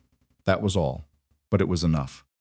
The 6 weeks between the information session and the submission deadline were the most concentrated period of work Ethan had done since the original Northbridge recovery, and they were different from that period in a specific way that he kept returning to as he moved through them. The recovery had been defensive work, stopping a loss, repairing damage, rebuilding something that had broken. This was different. This was constructive.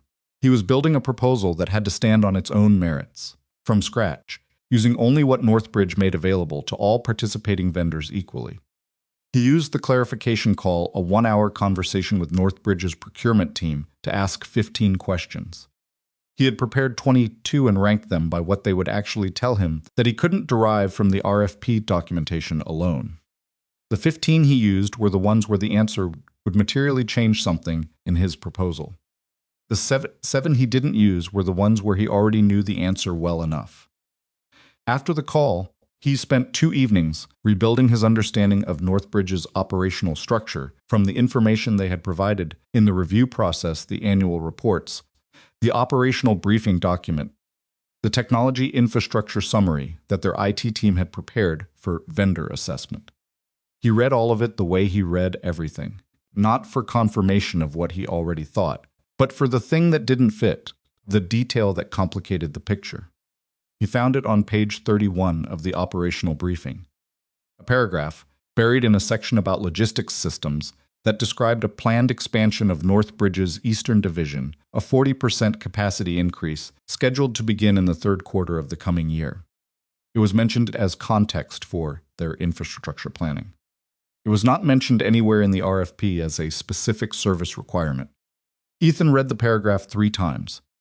Then he called one of Whitmore's logistics analysts and spent 40 minutes talking through what a 40% capacity expansion in an aerospace manufacturing operation typically required from a strategic accounts perspective in terms of vendor coordination, reporting structure, and relationship management overhead. He built the relevant section of his proposal around that expansion, not around what Northbridge had asked for, around what they were going to need in 8 months that they hadn't thought to ask any vendor about yet. When Marcus reviewed the draft proposal, He got to that section and stopped. He read it twice. Then he looked up. They didn't ask for this, Marcus said. No. It's in the briefing document. One paragraph, page 31. Marcus was quiet for a moment. You think the other vendors caught it? I think 2 of them probably read that far. I don't know if any of them thought about what it meant for service requirements. Marcus set the document down. This is why, he said, not to Ethan specifically, more to himself, the tone of a man confirming something he already believed. He picked the document back up and kept reading.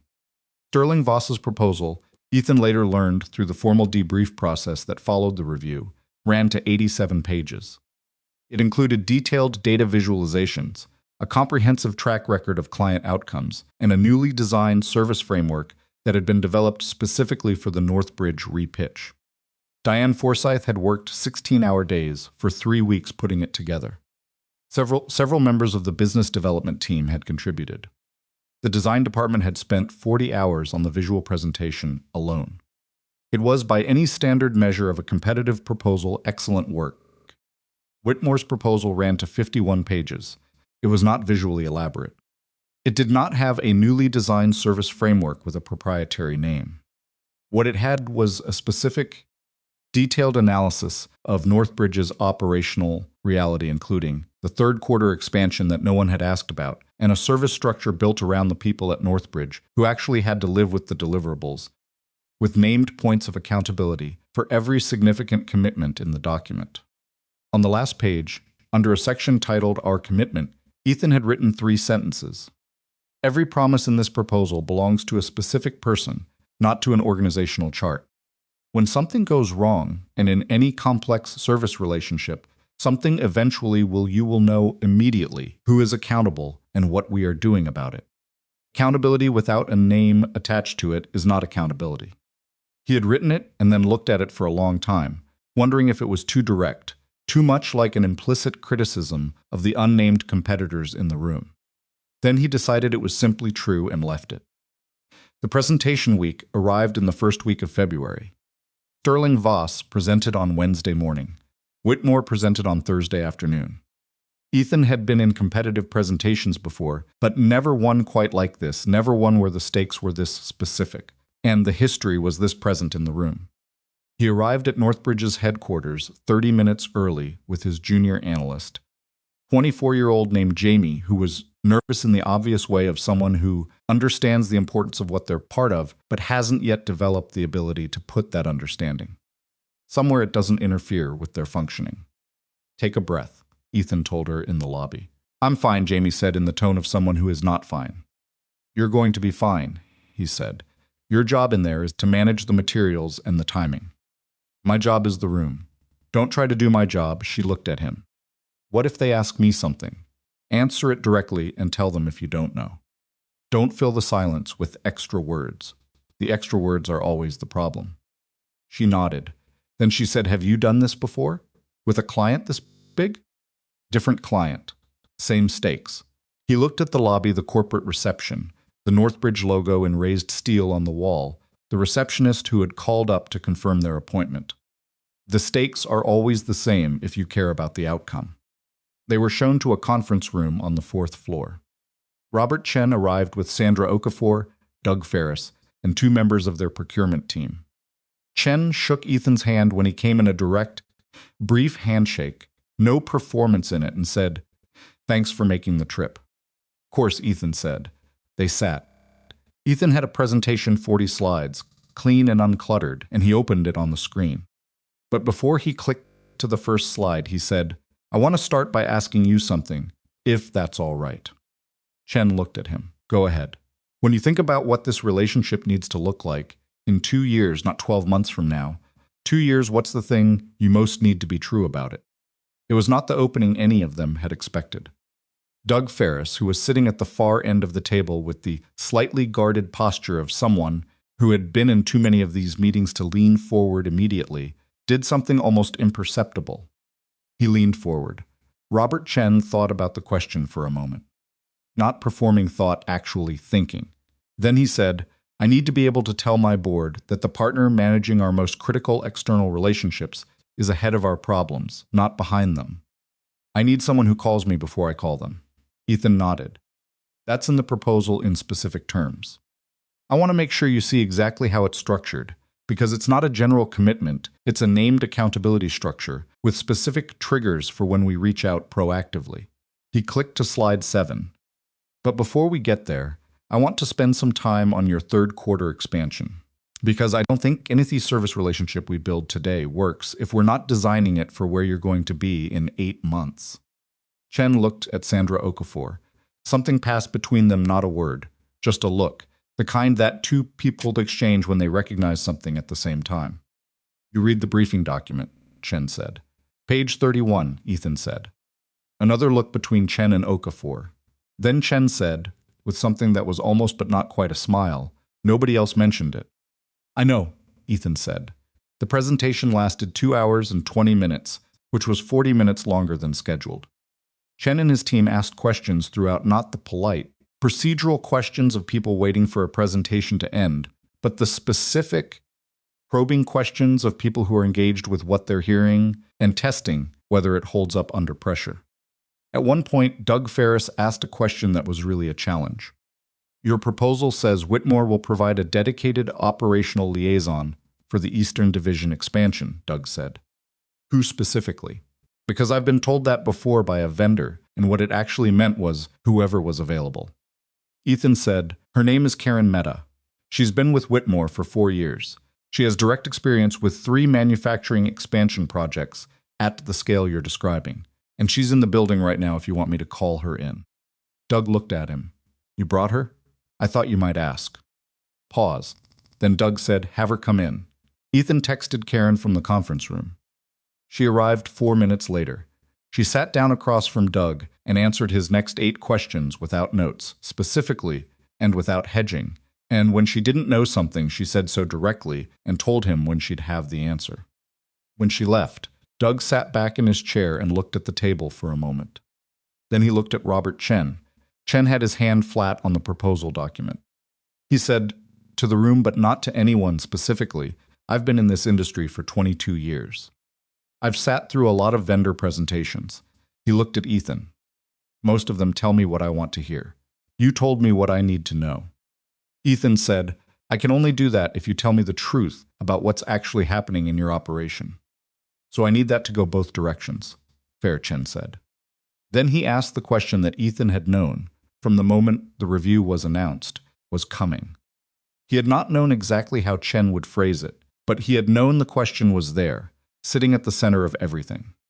Why, Chen said, leaning back in his chair with the deliberate stillness of a man who asks important questions slowly, should we trust Whitmore more than Sterling Voss? You built what we had with Sterling Voss. That relationship belonged to you personally. What guarantee do we have that what you build here doesn't have the same dependency problem? It was a good question. It was the right question. And it was, in a specific way, the hardest one in the room, not because Ethan didn't have an answer, but because the honest answer required him to say something true about his former employer without attacking them, which was a narrower path than it looked. He took a breath. He did not rush the answer. What I built at Sterling Voss belonged to me the way work always belongs to the person who does it, he said. The relationship we have with you, whatever I do here, whatever Karen does, whatever Whitmore as an organization does, will be documented, shared across our team, and structured so that no single departure breaks it. That's a structural commitment, and it's in the proposal in specific terms. He paused. But I think the real thing you're asking is whether you can trust me. And I want to be honest about what I can and can't say to that. He looked at Chen directly. I can tell you I won't use anything I knew about your operation before this review process. I can tell you everything in this proposal comes from what you gave us and what you told us. I can tell you that accountability belongs to a person, not a logo, and that the person sitting in front of you is the one accountable for what's in this document. Another pause. What I can't do is give you a guarantee. No one can. What I can give you is a record of how I've operated, which is available to you, and a structure that doesn't collapse if I get hit by a bus. The room was quiet. Doug Ferris made a sound that was not quite a laugh, but was in that direction. Robert Chen looked at Ethan for a long moment. Then he looked at Sandra Okafor. She gave the smallest possible nod, almost not visible, and went back to her notes. Chen looked down at the proposal. Then he said, "We'll be in touch by end of next week." Call came on a Thursday afternoon, 8 days after the presentation. Ethan was at his desk, reviewing the Hargrove account's monthly report, when his phone rang and the number on the screen was Northbridge's main line. Picked up on the second ring. It was Robert Chen's assistant, confirming that Mr. Chen was available for a brief call that afternoon at 4 o'clock if Ethan was free. At 4 o'clock, Chen came on the line without preamble. "We've completed our evaluation," Chen said. "We're moving our strategic accounts relationship to Whitmore, effective the 1st of next month." Ethan said, "I appreciate the confidence, Robert. We won't waste it." "I know," Chen said. There was a pause. "I want you to know something, and I'm saying it as a professional courtesy, not as part of the formal decision communication. I told my team before we started this process that I wasn't running it to punish anyone. I was running it to find the right partner. That's still true. But I also want you to know that the reason we ran the process at all was because we'd seen what happened when the wrong priorities drove a decision in this relationship." He said it carefully, without naming anyone, but the shape of it was clear.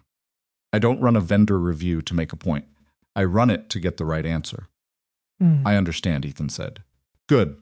My team will be in touch with your transition coordinator. I'd like the process to be clean." "It will be," Ethan said. After the call ended, he sat for a moment with the phone still in his hand. Then he walked down the hall to Marcus's office and knocked. Marcus looked up. "We got Northbridge," Ethan said. Marcus nodded once. There was no celebration in his expression, just the settled satisfaction of an outcome that had been earned, and was therefore exactly what it appeared to be. "Good," Marcus said. "Sit down. Tell me how the presentation went." Ethan sat down and told him. Not the highlights version. Not the moments that felt good, the whole thing, including the question about the dependency problem and the 5 seconds he'd needed before answering it, and the part where he wasn't sure, in the moment, whether what he was saying was going to land. Marcus listened without interrupting. When Ethan finished, Marcus said, "The dependency question. What you said accountability belongs to a person, not a logo. Did that come to you in the room, or did you have it ready?" "In the room," Ethan said. "That's the kind of thing you can't prepare," Marcus said. "You either know it or you don't." Ethan was quiet for a moment. "I've known it for a while. I just hadn't had the situation that required me to say it out loud." Sterling Voss, the notification arrived in Victoria's inbox on a Friday morning. It was a formal communication from Northbridge Aerospace's procurement division, informing Sterling Voss that following a competitive review process, the company had elected to transition its strategic accounts partnership to an alternative vendor, effective the 1st of the following month. The letter thanked Sterling Voss for its years of service and outlined the transition protocol. Victoria read it at her desk. She read it the way she read the investigation report, carefully, completely, without letting her expression change. Then she called an emergency board meeting. The board had been patient with the Northbridge situation through the vendor review patient in the way that boards are patient when they've decided to wait for a specific outcome before drawing a specific conclusion. The loss of the account was that outcome, and the conclusion the board drew from it was not gentle. The emergency session lasted 3 hours. Victoria presented the timeline of events with the unflinching accuracy of someone who has decided that the only viable path through a hard situation is total transparency, because the alternative, a sanitized version that the board would eventually see through, was worse. She described the performance review. She described the compensation adjustment. She described what she had believed about Ethan Callaway and what that belief had produced. The board listened.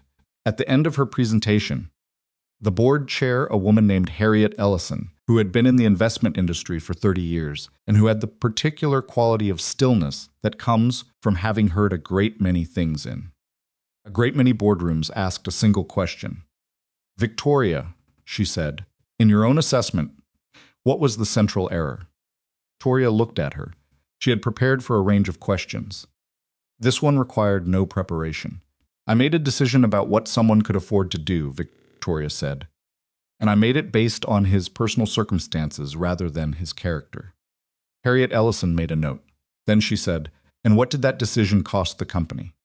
The number When the finance team had compiled it, the Northbridge contract value, the revenue implications through the end of the 3-year agreement that would now go to Whitmore, the indirect costs of the vendor review, and the restructuring that would follow was not a number that could be absorbed quietly. It was a number that changed things. The board spent the next 90 minutes discussing what those changes would look like. Victoria sat through it. She did not argue. She did not reframe. She answered every question directly, including the ones about the email, an email that Daniel Park's team had surfaced during the internal review, sent by Victoria to a board member 11 months earlier, in which she had discussed her rationale for Ethan's compensation adjustment and had written, with the complete confidence of someone who does not expect to be wrong, Calloway isn't going anywhere. He needs this job too much. We have room to manage the compensation structure without risk. That sentence, read aloud in the boardroom by Harriet Ellison, in a tone that contained no particular judgment, only precision, sat in the room for a long time afterward. It was not a sentence about money. Everyone in the room understood that. It was a sentence about what kind of leader makes what kind of decision, and why, and what happens when the decision is built on an assumption about a person that has never been tested because the person has never been given a reason to test it. Ethan had given them a reason, and the cost of that sentence, in the end, was not simply a client contract. It was the specific, measurable, documented proof that underestimating a person believing that what they carry makes them less rather than more is not a conservative decision. It is not a safe bet. It is the most expensive mistake a leader can make, because it is the one that walks out the door with them when they finally leave, and it does not come back. The board's decisions were formalized over the following 2 weeks. Victoria retained her title. She was not removed. But the scope of her authority over compensation structures and client strategy, the 2 domains where the specific failure had occurred, was formally redistributed.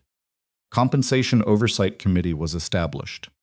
Client strategy decisions above a certain threshold required board-level review. It was not a small change. It was the kind of restructuring that tells a CEO, without saying it in those exact words, that the trust that had existed before a specific event no longer exists in the same form. Victoria accepted the changes without negotiating them. She sat in her office the evening after the board's final decision, alone, long after the building had emptied, and looked at the city that had always been indifferent, and found that its indifference tonight felt less like a backdrop and more like a verdict. She had been wrong in a way that was documented, quantified, and distributed to a board of 7 people who would not forget it. She had been wrong about a lot of things, but the one she kept returning to, in the quiet of the office and the city light coming through the windows, was the simplest one. She had looked at Ethan Calloway, a 32-year-old man, raising a daughter alone, giving everything he had to work that deserved more than it was given, and she had seen a constraint where there was actually a foundation. She had seen a reason he couldn't leave. It had never occurred to her, until it was too late, that it was actually the reason he was so certain of who he was when he finally did. The restructuring at Sterling Voss happened quietly. The way serious institutional changes usually happen, not with a dramatic announcement, but with a series of smaller adjustments that accumulated into something that anyone paying attention could read clearly. Committees were formed. Reporting lines shifted. The compensation framework that had allowed discretionary adjustments to be made without documentation or oversight was replaced by a tiered review process that required sign-off from multiple parties before any deviation from the calculated formula could be applied. For Victoria, the changes were not punitive in their stated form. She retained her title, she retained her office and her salary, and the outward markers of the position she had held. What she lost was harder to see from the outside, but impossible to ignore from within the specific quality of trust that allows a CEO to make consequential decisions quickly, without the friction of oversight at every turn. That trust had not been withdrawn suddenly. It had been redirected, distributed among a committee structure that now stood between her authority and its exercise in the domains that mattered most. She understood what it meant. She had enough self-awareness for that. The board had not removed her, because removing her would have created its own disruptions. Leadership transitions in the middle of a major client loss carried their own risks, and Harriet Ellison was too careful a board chair to trade one problem for another. But what the board had done was more permanent in its way than removal. They had documented, formally and in language that would exist in board minutes, that no one would forget, the specific nature of the error and the specific domain in which it had occurred. Every decision Victoria made in those domains going forward would be made with that documentation as its context. It was a particular kind of professional reckoning, and it did not resolve quickly. The transition of the Northbridge account from Sterling Voss to Whitmore Strategic Partners took 6 weeks and was by any objective measure orderly. Ethan had insisted on that, not for Sterling Voss's benefit, but for Northbridge's. The people at Northbridge who depended on continuity of service, Doug Ferris and his logistics team, Sandra Okafor in the finance department, the operational contacts across 3 divisions who had spent the better part of a year working with a disrupted relationship, deserved a transition that didn't add to the disruption they'd already absorbed.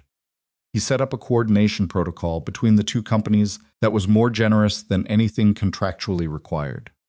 He scheduled individual calls with 12 Northbridge contacts in the first 2 weeks. Not to introduce himself, most of them already knew who he was, but to understand, specifically, what each person needed in the first 90 days of the new relationship to feel confident that the change had been worth making. He wrote those needs down. He tracked them the way he tracked everything, not in a CRM system field that someone else would review, but in a handwritten notebook that sat on the left side of his desk and which he opened every morning before he opened his laptop. Karen Mehta embedded with Northbridge's Eastern Division planning team in the 3rd week of the transition, ahead of schedule. Doug Ferris called Ethan on a Thursday afternoon to say, with the gruff brevity of a man who does not give compliments easily, "She knows what she's doing." "I know," Ethan said. "Just wanted to say it," Doug said, and hung up. That phone call, brief and unsentimental as it was, mattered more to Ethan than any of the formal milestones in the transition plan. It meant Doug Ferris had started trusting again. Not fully trust like his didn't rebuild on a schedule, but the first real crack in the wall of professional skepticism that Northbridge's people had built up over a difficult year was there, and it would widen with time if the work stayed consistent. Ethan made sure the work stayed consistent. 4 months after the Northbridge transition was complete, on a Tuesday morning in late spring, Ethan received a text message from a number he didn't immediately recognize. It was short. "This is Victoria Halstead. I'd like to meet if you're willing." Coffee off the record, no agenda on either side. Just a conversation. He looked at the message for a while. His first instinct was the instinct he'd trained himself to examine carefully over the years, the reflex to be accommodating, to say yes because saying yes was easier than the alternative, and because he genuinely did not carry anger toward Victoria the way some people might expect him to. He had left Sterling Voss without bitterness. He had built something at Whitmore that was entirely independent of what had happened before.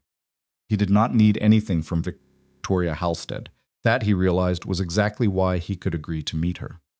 Not out of obligation, not out of unfinished business.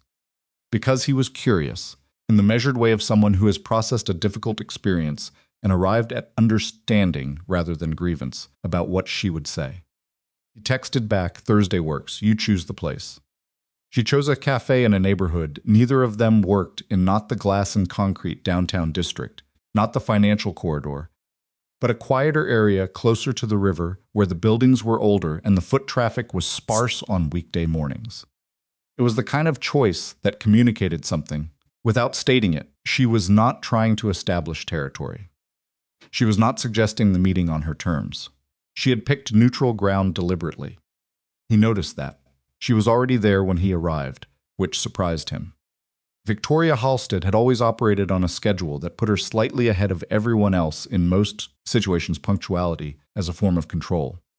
She was seated at a corner table with a coffee in front of her that looked like it had been there for 10 minutes, and she was not on her phone, which also surprised him.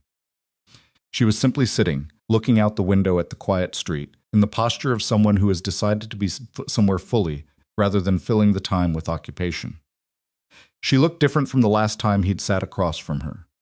Not older, particularly maybe a little tired in a way that didn't resolve at the surface, but something had shifted in her bearing. The controlled composure was still there.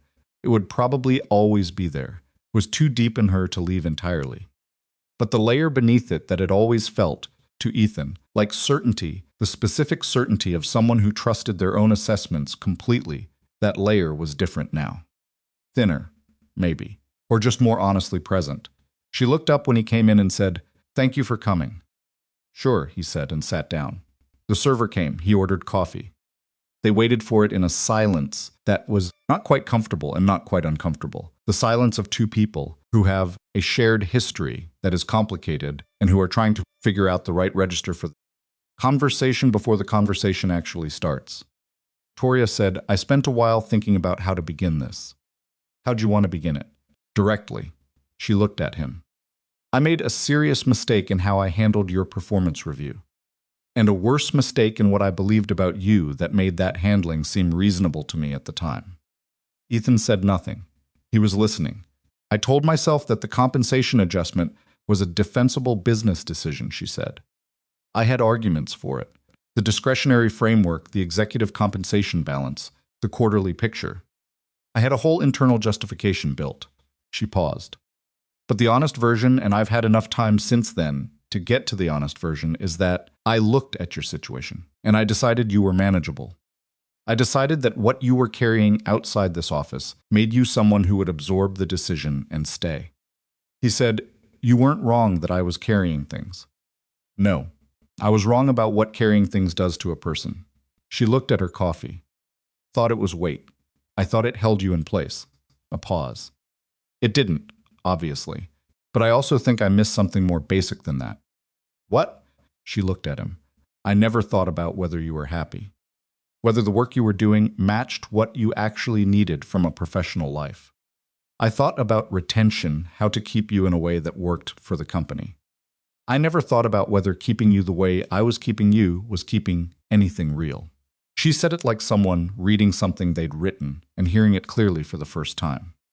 "You were excellent at your job. I understood that. What I didn't understand was that being excellent at a job you're undervalued in is its own kind of damage. And I was doing the damage while telling myself I was offering stability." The cafe was quiet around them. A couple at the next table was talking in low voices about something that had nothing to do with either of them. The street outside the window was empty in the pleasant, unhurried way of a spring morning in a part of the city that doesn't rush. Ethan said, "What made you finally get to the honest version?" She was quiet for a moment. "The email," she said. He didn't ask which email. He had heard about it through the professional network that carries these things, not the specific language, but the shape of it. An email in which she had written, with full confidence, that he wasn't going anywhere because he needed the job too much. "Reading it in the board meeting," she said. In Harriet Ellison's voice, it sounded different than it had when I wrote it. When I wrote it, it sounded like a business assessment. When she read it back, it sounded like something else entirely. She paused. "It sounded like I had decided who you were based on what I assumed you couldn't do, not based on who you actually were." Ethan looked at her. He had imagined in the abstract what a conversation with Victoria might feel like if it ever happened. He had imagined she might be defensive, that the composure would be doing more work than usual, that she would be managing the meeting the way she managed most things, maintaining control of the frame. She was not doing any of that. She was sitting in a corner cafe on a Tuesday morning and telling him the truth about herself, and whatever it cost her to do it, she was paying it without visible bargaining. He had not expected to feel something like respect in this moment. But he did. "I appreciate that," he said. "It takes something to say it that directly." "It's not enough," she said. "I know that. I'm not here to be absolved. I'm not sure that's something you'd be in a position to offer even if you wanted to, and I'm not asking for it." She picked up her coffee, held it, didn't drink. "I came because I thought you deserved to hear it said plainly, face to face, without a lawyer present, and without anything on the table between us." He nodded. Then she said, "And because I want to offer you something." He had wondered if this was coming. He had not been certain, but he had wondered. "I've restructured several things at the executive level," she said. "Part of that restructuring created a position I haven't filled. Chief of Client Strategy, a true executive role, direct board access, full authority over how the company manages its most important relationships. Compensation that reflects the level of work." She named a number. "I want you to consider it." The number she named was significantly above what he was making at Whitmore. It was the kind of number that would have been extraordinary to him 18 months ago, sitting at his Sterling Voss desk at 5:30 in the morning, building transition documents for a client recovery that would never appear with his name attached to it. He sat with it for a moment. Then he asked the question that had been forming in him since she started speaking, not with hostility, not as a test, but because it was the only question that actually mattered to him in this context. "Toria," he said, "are you offering this because you understand my value, or because you understand what happened when I left?" She looked at him. The composure held, but something underneath it moved a flicker of something he recognized. After a moment, as the specific discomfort of a question that is fair and honest and has an answer that is less clean than the person being asked would like. She was quiet for long enough that the answer was in the silence before she spoke it. "Both," she said finally. "I think it's both, and I think you deserve an honest answer more than a clean one." He appreciated that. He did. It would have been easy for her to say, "because I understand your value," and make it sound convincing enough. She hadn't, but both was still the wrong answer. Not because honesty wasn't valuable. Because of what it revealed about the foundation of the offer. Partly because of what happened when I left. He said, "Then the offer is partly about the company's loss. And I don't want to build a professional relationship on the recovery from someone else's mistake." He said it without heat. "What I have at Whitmore Marcus trusted me with real authority before he had a reason to. He offered me this before Sterling Voss gave him one. That's a different foundation. And it's the one I want to build on." Victoria looked at him. She nodded once, not the nod of someone conceding a negotiation, but the nod of someone who has heard something true and has enough integrity to recognize it, even when it doesn't serve them. "I understand," she said. "I do want to say something else," Ethan said. "Not about the offer." She waited. "What you built at Sterling Voss is real. The company does serious work, and there are people there who are good at what they do. The restructuring you're doing, the oversight framework, the compensation review process, that's the right direction." He paused. "The people who are where I was before I left, the ones who are carrying things and doing the work and waiting for someone to notice, they're going to be treated differently now because of what happened. That matters. Even if it happened for the wrong reasons initially, it matters." Victoria looked at him for a moment. Something in her face shifted in a way that was hard to name precisely, not relief, not gratitude, but something in that neighborhood, something that looked like it cost her less than she expected. "Thank you for that," she said. "I mean it," he said. And he did. They finished their coffee. The conversation wound down in the natural way of conversations that have said what they need to say and don't need to be extended beyond that. They stood outside the cafe on the quiet street in the spring morning air and shook hands, a real handshake, the kind between two people who have reached an honest understanding rather than a comfortable fiction. Victoria said, "If that ever changes your situation at Whitmore, what you want from the next phase, the door is open." "I'll keep that in mind," Ethan said. He watched her go back toward the direction of the financial district, toward the building with the floor-to-ceiling windows and the company name in raised letters above the lobby. Then he turned and walked in the other direction, toward where he'd parked, through the quiet streets that smelled of spring and the river somewhere nearby. He felt as he walked, something he had carried so long, he'd stopped identifying it by name, simply dissolve. Not dramatically, but the way things dissolve when they've served their purpose, and there's nothing left requiring them to remain. The tightness that had lived somewhere between his shoulder blades for years.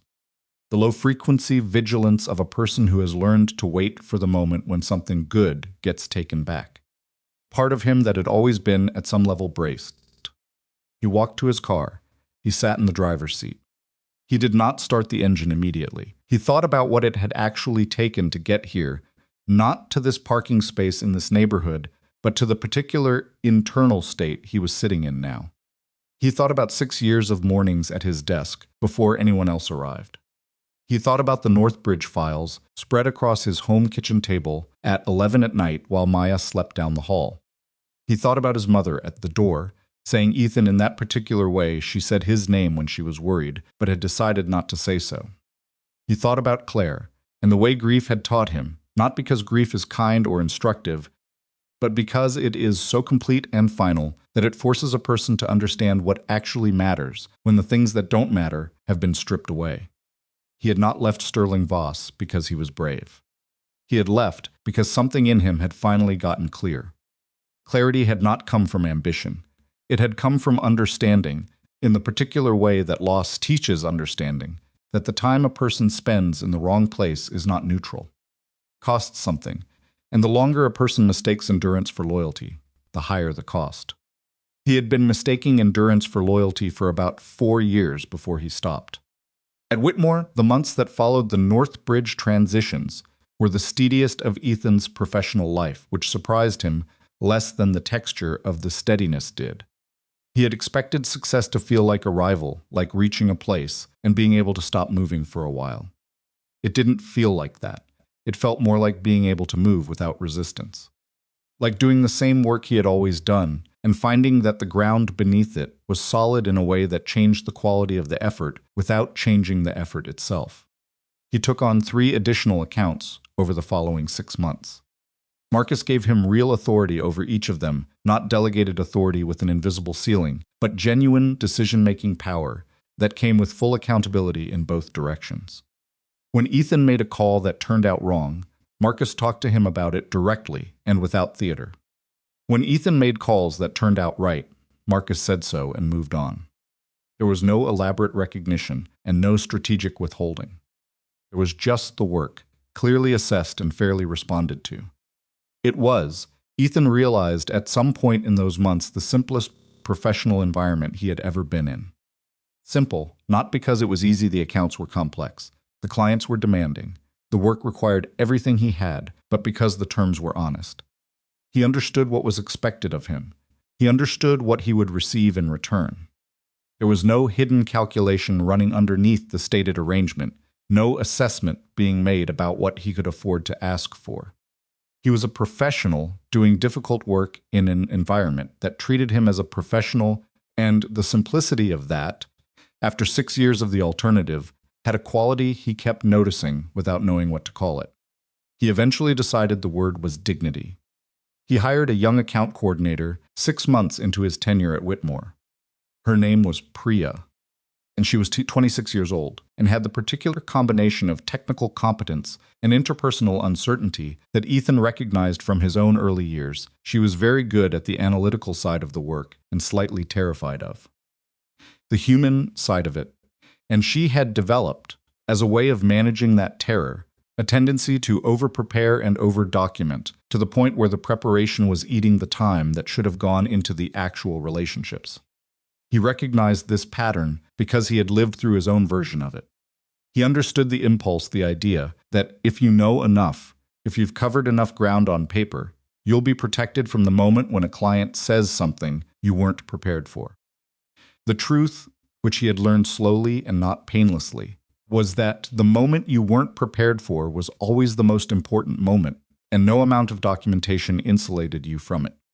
You either learned to be present in those moments, or you managed them from behind a wall and hoped the client didn't notice. He started giving Priya client calls that made her uncomfortable. Not to be unkind, he watched the calls carefully and debriefed with her afterward, specifically and without condescension, but because discomfort, in the right amount, and with the right support, is how the human side of the work gets built. After one particularly difficult call with a mid-tier account client who had been frustrated and not entirely fair about it, Priya came to his office and sat down with the expression of someone who has not yet decided whether they're going to hold it together or not. He was so unreasonable, she said. He was frustrated, Ethan said. Frustrated people often sound unreasonable. He was wrong about the timeline. I had documented proof he was wrong. I know. You were right about the facts. Then why did I feel like I handled it badly? Ethan leaned back. Because being right about the facts is the beginning, not the end. He wasn't actually calling about the timeline. He was calling because he felt like nobody was taking his operation seriously. The timeline was just the surface. Priya looked at him. How do you know that? Because after he finished talking about the timeline, he said almost by accident, like he hadn't meant to say it, that his board meets next week, and he can't walk in there with uncertainty on this account. He's not angry about a date. He's scared. Ethan paused. Once you hear what the actual thing is, the response changes. She thought about that. So what should I have done differently? Let him finish. Completely. Don't start building your response while he's still talking. He can feel it, even over the phone. And then, instead of correcting the timeline first, ask him what he needs to be able to tell his board. Ethan looked at her. Give him the answer to the question he actually needed answered, not the one he technically asked. Priya was quiet for a moment. That's hard to do when someone's being unfair.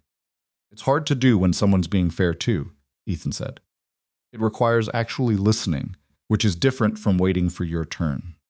She nodded slowly, the nod of someone absorbing something that will need to settle before it becomes instinct. He remembered sitting across from Doug Ferris in his first real conversation about the Northbridge account. Doug saying, "I stopped expecting anyone from your company to actually hear me," and the way that sentence had landed, not as a criticism he needed to defend against, but as a fact he needed to do something about. He had learned to listen the same way he had learned most things that mattered, through the specific, memorable experience of getting it wrong first and understanding why. "You'll get it," he told Priya. "Not this week, but you'll get it." She looked at him with the expression of someone who is not entirely sure they believe that but wants to. "How did you learn?" she asked. He thought about that for a moment. "The hard way," he said, "and also by having people in my life who were worth listening to." He thought about Maya asking him if he was going to miss her school show. He thought about his mother at the door. He thought about Claire and the particular quality of attention she had given to things, the way she looked at a problem from the side, never head on, because she believed that looking at something head on made you see only what was facing you rather than what was actually there.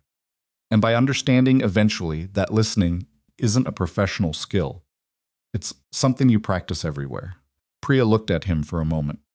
Then she said, "Okay," in the tone of someone who has decided to trust something they don't fully understand yet. "Good," Ethan said. "Call him back tomorrow morning." Not with the corrected documentation, just to ask how his board prep is going and whether there's anything specific he needs from us before the meeting. Stood up. At the door she turned. "What if he's still unreasonable?" "Then you listen to that too," Ethan said, "and you figure out what the unreasonableness is covering." She left. Ethan turned back to his desk and sat for a moment in the particular quiet of a late afternoon in an office where the work was real, and the terms were honest, and the view from the window was nothing special, just the city, doing what cities do, indifferent and continuous and fully uninterested in whether any individual inside any building was having a good day or a bad one. He was having a good day. He had been having, if he counted carefully, a sustained series of good days, not because everything was easy, but because the difficulty of things no longer had that background hum of injustice underneath it. He was working hard for reasons he understood and receiving what he was owed and operating with authority that matched his responsibility. The equation was balanced. He had not understood, until he lived inside a balanced equation, how much of his energy had been going into managing the imbalance of the previous one.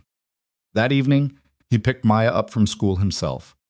She was 8 now. She had turned 8 in March, at a birthday party that Ethan had not missed and had not arrived late to and had not spent half of with his phone in his hand, because he had decided, quietly and without ceremony, that the version of himself that let work eat into those hours was a version he was done being. It was not a dramatic resolution. He had not announced it. He had simply started making different choices, one at a time, until the choices accumulated into something that looked like a different life. Maya climbed into the back seat with her backpack and immediately started telling him about something that had happened at recess, a disagreement between 2 of her friends about the rules of a game, described with the full seriousness and narrative detail of someone for whom it was an event of genuine consequence. He listened the whole way home. He asked 2 questions at the right moments. He did not think about work. At home, she set her backpack down and asked, "Dad, are you working tonight?" "No," he said. "Can we watch something?" "Yeah. Let me start dinner first." "I'll help," she said, with the authority of someone who has strong opinions about which part of dinner they are responsible for. "You can do the salad," he said. "I always do the salad." "You're good at it." She thought about this with genuine seriousness. "True," she said, and went to get the vegetables out of the refrigerator. He stood at the stove and listened to her narrate something she was doing with the cucumber, a running commentary that was addressed to no one in particular and required no response, and felt something settle in. His chest that had no precise name, only a quality. Quality of a life that has room in it.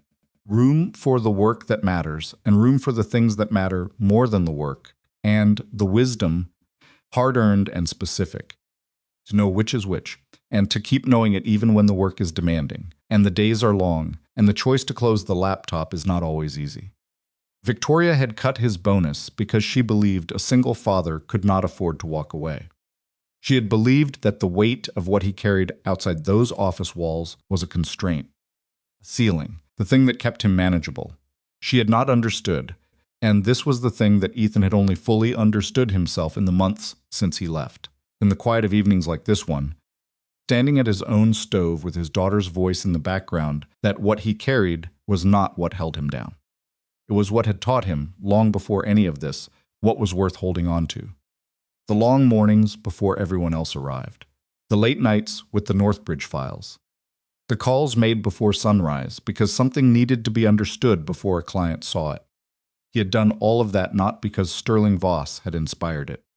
He had done it because it was his character, shaped by everything that had come before the job, and everything that existed outside it by his mother's particular kind of quiet endurance, by the years of learning to be present for a child who needed him fully, by the loss that had stripped away every professional vanity and left only the things that were actually true about who he was.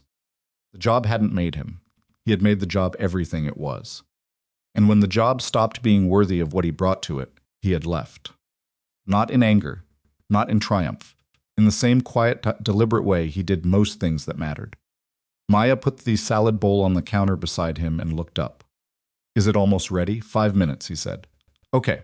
She went to set the table without being asked, which was new, and he noticed it without commenting on it, because some things are better witnessed than remarked upon. He finished at the stove. He carried the plates to the table. They sat across from each other in the kitchen that was ordinary and sufficient and exactly enough, and ate dinner together on a weeknight, which was not remarkable to anyone on the outside, but which was, to Ethan, the specific and undramatic shape of everything he had built by knowing when to finally walk away. Outside, the evening came down over the city the way it always did, without ceremony, without announcement, simply arriving. The lights came on in windows across the street. Someone's dog barked twice and stopped. Traffic moved and slowed, and moved again on the avenue a block away. And Ethan Calloway, who had given 6 years to a company that had mistaken his patience for powerlessness and his responsibilities for a leash, sat in his kitchen with his daughter and ate dinner and did not think about Victoria Halstead or Sterling Voss International, or the compensation form he had signed in a conference room that felt like a different life. Because those things were finished, genuinely finished, in the way that things are finished when you have taken from them everything they had to teach you and left the rest behind. Some people spent their entire careers waiting to be recognized by the wrong person. Ethan had waited long enough to understand the difference, and then he had stopped waiting entirely. That was the whole of it.